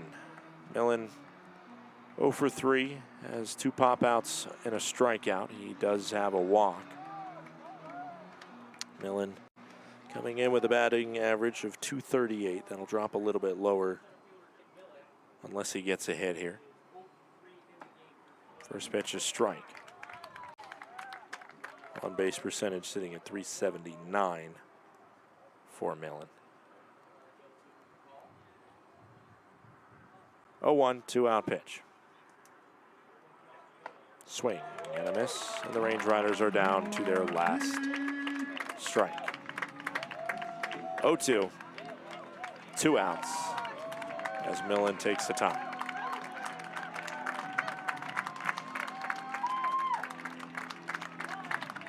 The 0-2, 2-out pitch coming home from Zan Rose into Jake Millen.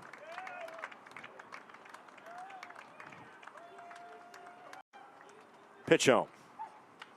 Popped up, foul. Out of play, we'll do 0-2 once more.